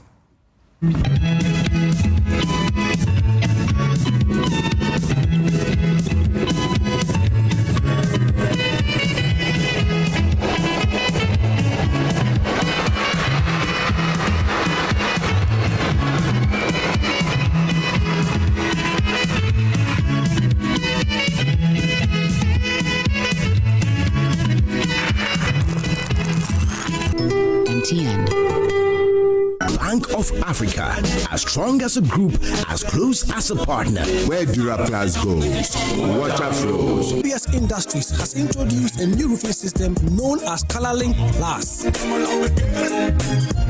Flamingo paint, simply superior. Syntax tank, are you strong? Are you tough? Cherry Tree Properties. We develop spaces as though we were going to occupy them.